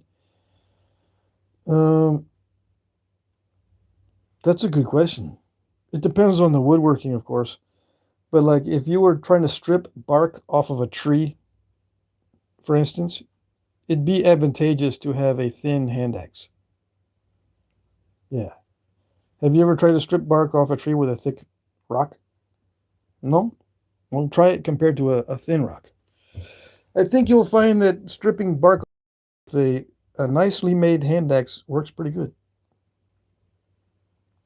Just one example. Another example is, cutting plants when you're harvesting or gathering wild plants. It's nice to have a nice thin, sharp hand axe. Okay? Not for digging, though. Digging, you need a crude rock or a crude stick. Better yet, something like this with an intact piece of antler on the end, the tine sticking out, and then you can dig with the antler like this. I wouldn't dig with a hand axe, but I would cut plants. It makes it so much easier over time. I mean, if you just need to grab one bundle, but if hey, I was offline for a few seconds. If you're gathering lots of plants, it's so much easier if you have a sharp hand axe. Let's see. Matrix portal. Let's see. Paging Dr. Green Thumb. Paging Dr. Green Thumb.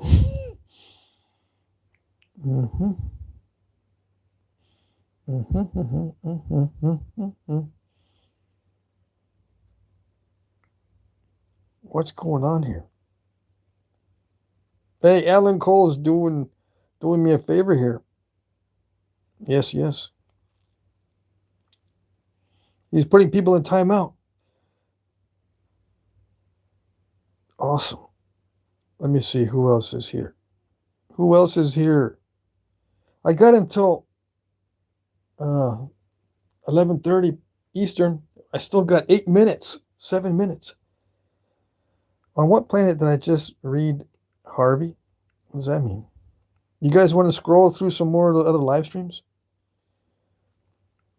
Let's see. Okay, so what do you do, man? You don't seem completely insane, like the guy with the bowl of balls who picked up 2 of his eyes and screams some Pikachu over and over again. I do Flintknapping. You missed it. I make arrowheads. What did I used to do for a real job? I used to be a draftsman. I used to do drawings on computer using computer-aided drafting. That's my skill. That's my trade. That's what I did for many years. And my last job, I was in an engineering position, which was lots of fun, quote unquote. Yeah. So I was doing the previous engineer's job, but not getting paid nearly as much. My boss loved it. So I had a pretty secure position. But it was not fun. No. That's why they pay engineers a lot of money. You have all the responsibility and none of the help. Everyone's asking you questions. Luckily, I'm the kind of person that likes to answer questions. But yeah, I have various professional backgrounds and various professional experiences, but what I like to do is this kind of stuff, this bushcrafty type stuff. But I don't do a lot of hunting. Okay. If I do hunting, it's with firearms. So this kind of stuff, I like doing it because it's interesting. I've always liked Native American stuff. It's very interesting to me to study artifacts and to get into doing the same skills, like Stone Age skills that they did back in the day. It just feels fun to do these. Yeah. But if I wanted to make real money, I'd go back to work. Yeah. Let's see.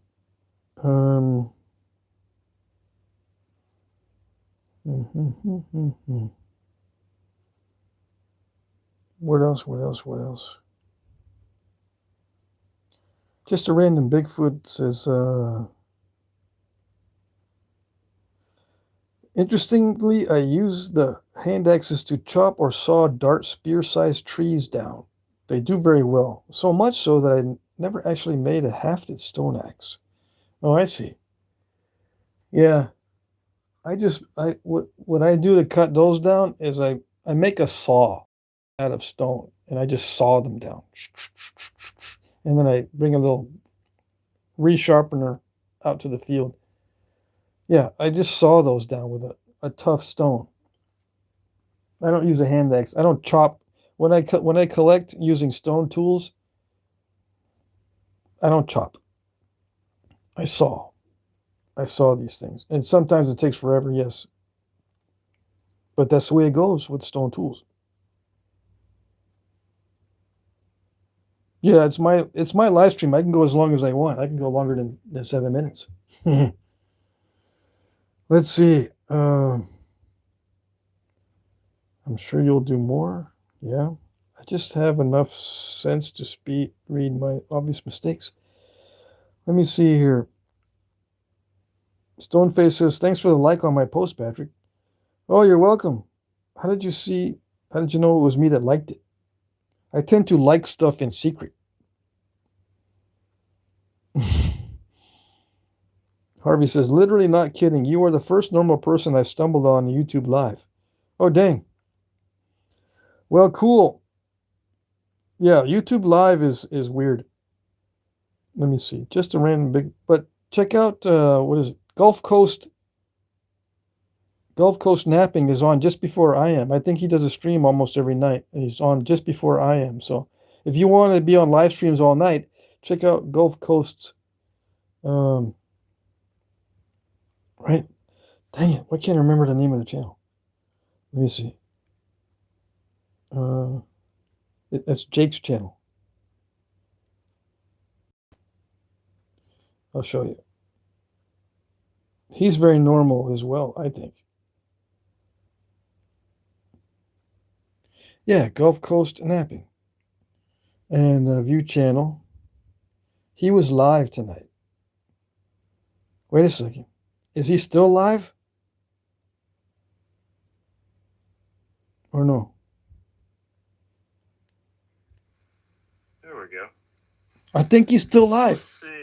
Let us see. Actually, I think I want to finish this tell I had it when I was working yesterday. Oh, no, it's not live. Be a good one to start on. Someone said that he missed the stream, so he's not live anymore. But if you want to get on a live stream with a normal person before me, then go to his channel. Same stuff, except he works different kinds of material with a different technique. He works a lot of heat treats and stuff. I work whatever, and I make doo-doo with what I got. All right, so let's see. What do we got here as far as my live stream? There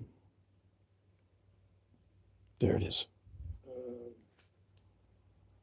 Okay, so Jesse Garcia, the reason I use Osage for bow building is there is so much Osage available to me. Well, that's awesome. Yeah, OG says, but he's crazy, Patrick. He naps in flip-flops. That's crazy. Yes, that is crazy. I always nap with steel toe. Yeah. I got steel toes. I used to wear my sneakers, right? But guess what? My sneakers were steel toe too.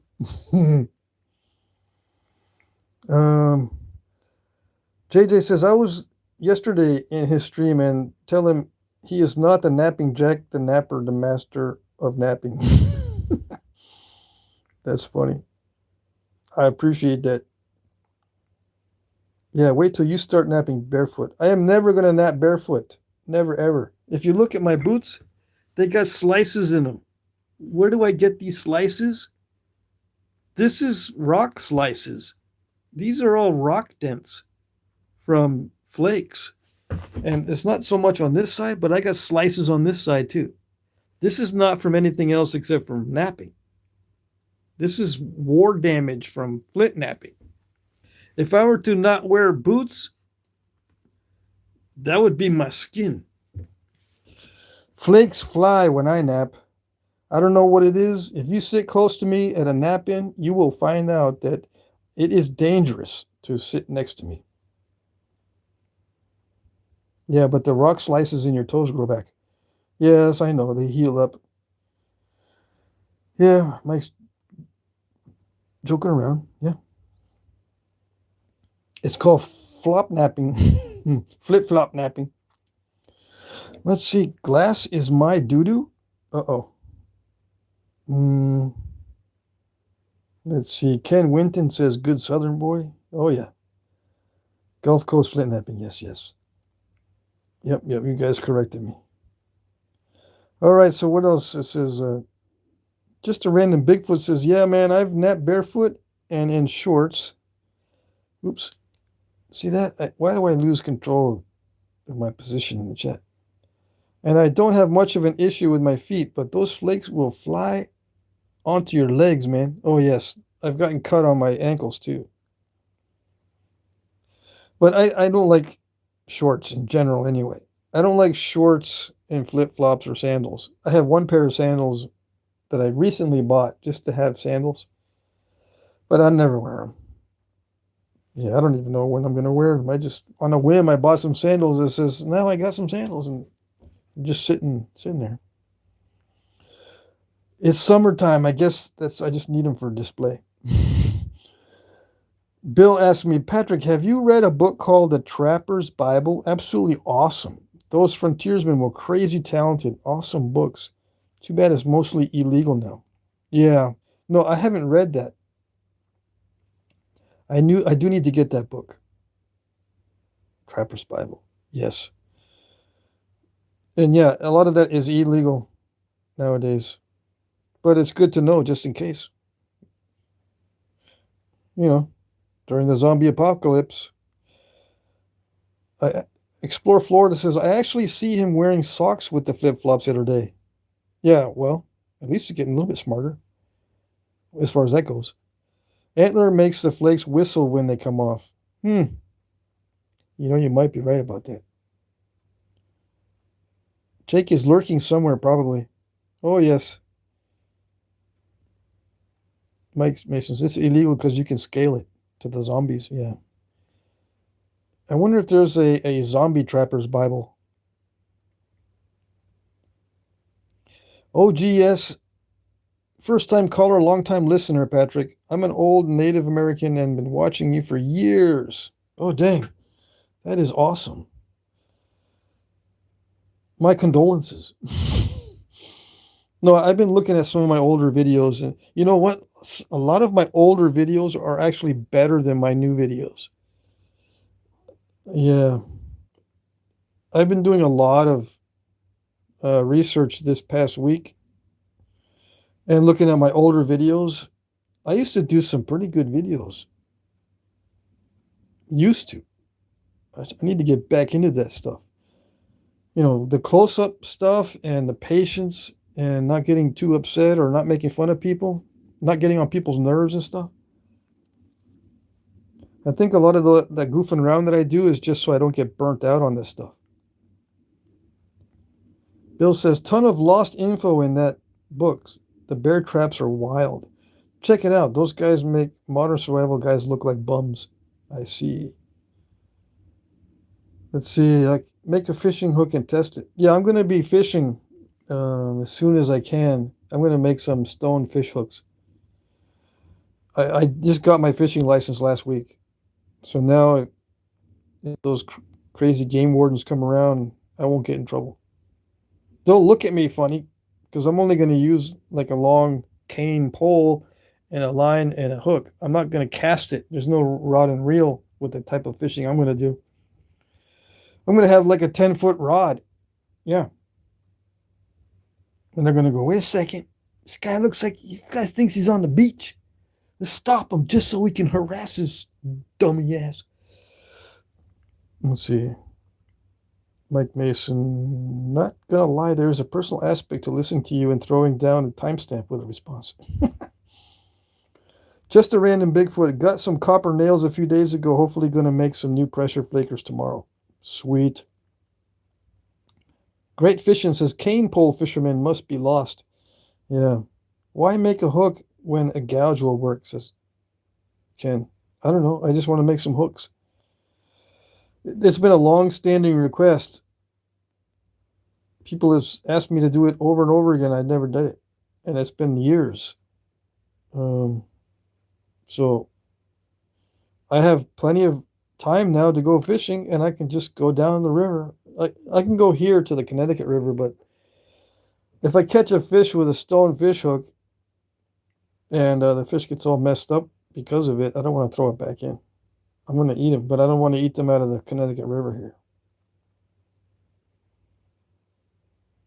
The stone, I have a feeling that digging those stone hooks out is going to take some time. If the fish swallows it, which I probably will let the fish swallow the hook so I can, ensure that I catch them. See, the stone fish hooks don't have barbs on them, so it's easy to lose a fish. Anyways, I'm going to call it a night in a few minutes here. Just a random Bigfoot. Hey, Pat, do you prefer a specific shape to your pressure flakers handles? Yeah, I like them thick. At least 1 inch diameter. 1 1/4 is better. I think this is 1 1/4. I like larger diameter handles. I just don't make them because I didn't before because I had to buy dowels. Now I have plenty of trees that I can use for my handles, but I'm trying to get away from using wood for my tools. But I might use some wood for my natural tool set. But yeah, the shape is just straight, but it's best if they're fatter on the top than they are on the bottom. Tapered so that they're fatter up here than down at the bottom. And it's easy to do with natural sticks because they taper naturally. So I like the fat end up here and the skinny end down here for pressure flaking. But as far as natural tools go, you might find this funny, but this is my preferred antler pressure flaker. I call them, well, people have called these pistol grip flakers. And as far as I know, I'm the only one that uses these on a consistent basis, this type of pressure flaker. And I did this because of the trouble with my wrist. I used to have trouble with my wrist, so this gave me better leverage without pain in my wrist. But I will use the regular, just straight type too, like I was doing on this video. I don't have as much trouble with my wrist anymore. So I got both types. I got different, these are all pressure flakers, not this one. I got various types of pressure flakers, but my favorite is the pistol grip.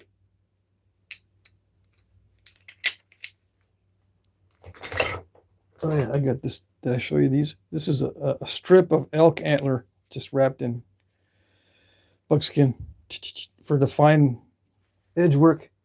But it's very persnickety. That's why I didn't do it on this video.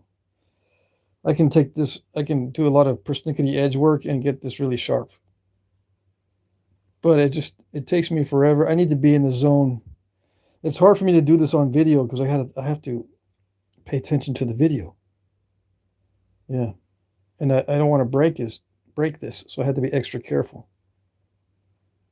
So it's kind of distracting if I do this on video. But if I'm by myself, I'll use this, and I'll be very persnickety. I also made a cheater, a copper. They used to have copper back in the day, like this, just long pieces of copper. There's artifacts that they call these awls, AWLS, awls. I bet you they wrapped them with buckskin like this or a thong or whatever and flint knapped with them. So that's in my natural tools kit. Hey, Tionika or whatever. I can't remember. I can't pronounce that name. I just got here late. Interesting antler flakers, sir. Nice points this evening too. Thank you. Thank you. This is real Firestone? What does that mean? Oh, G says, I think the first video I watched of yours was 12, 13 years ago. Your personality is what made me stay. Keep on being you, man. Cool. Thank you, thank you. Yeah, you have been watching for a long time. Just a random Bigfoot. Thanks for the info, man. Lovely stream as always. Oh, you're welcome. Yep. Everyone, I'm going to say goodnight here soon. Can you do something like a circle hook? I don't know what a circle hook is. Yeah. Oops. Someone's foot? Oh, that's the squeezing the pudding out of the inflatable foot. What is that? Painting spoons? Floating little... These are floating little paintings?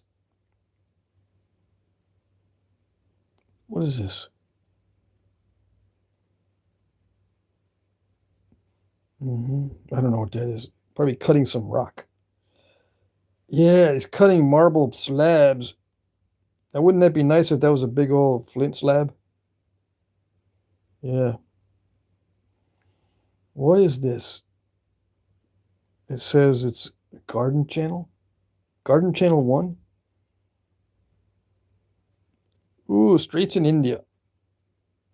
Another inflatable foot with jello.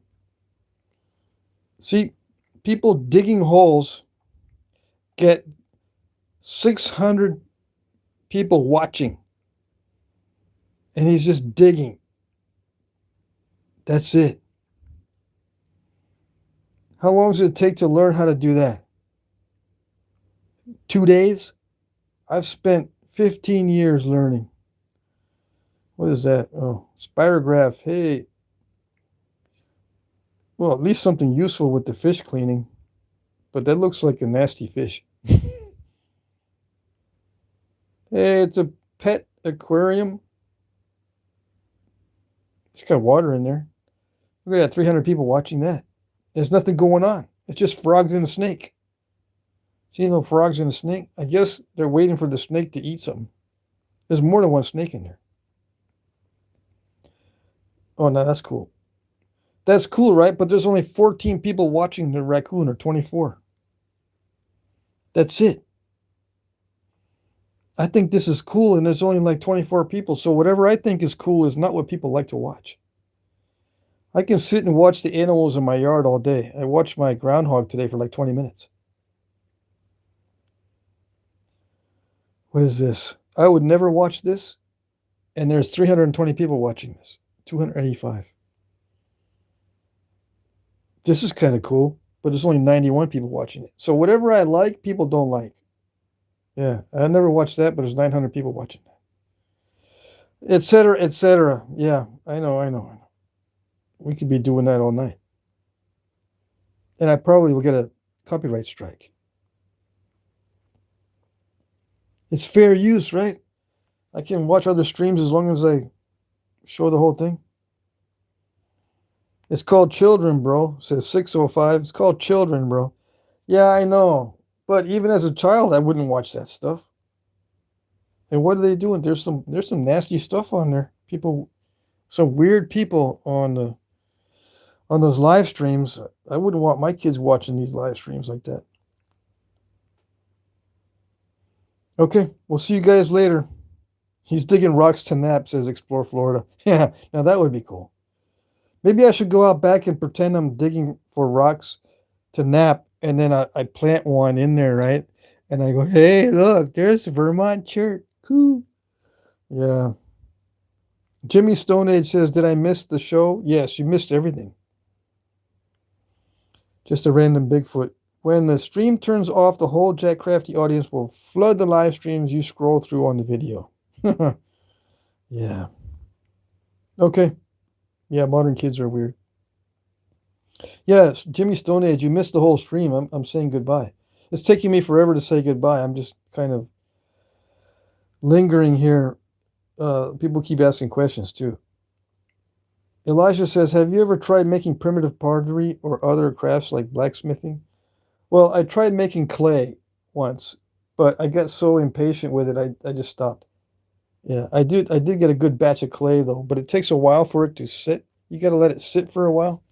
You gather the natural dirt that has a clay in it, and then you have to go through a process of separating the clay from the dirt and from the sand. Where I went, there's lots of sand mixed in with the dirt. So you mix it with water, and then it separates into different layers, and you pour off the water off the top, and you scoop off the clay, and you throw out the sand that ends up at the bottom. That kind of thing. And then you put the clay to set. It has to, like, I don't know, set for a while. I forget what they call it. But I got so impatient with it that I didn't make anything with it. But I've tried other things, not blacksmithing. No. Most of my experience has been with bows, arrows, and quivers. That's it. My main experience. Bows, arrows, and quivers. And using stone tools to do woodworking related to bows and arrows, and knives. And butchering. I've done butchering with stone tools. I need to do more fish cleaning with stone tools, and I'll get a chance to do it this summer probably. Let's see. Yeah. Okay, we'll see you guys tomorrow night. Tomorrow's the auction. I do a live stream right after my auction. There'll be various items. Okay, we'll see you tomorrow.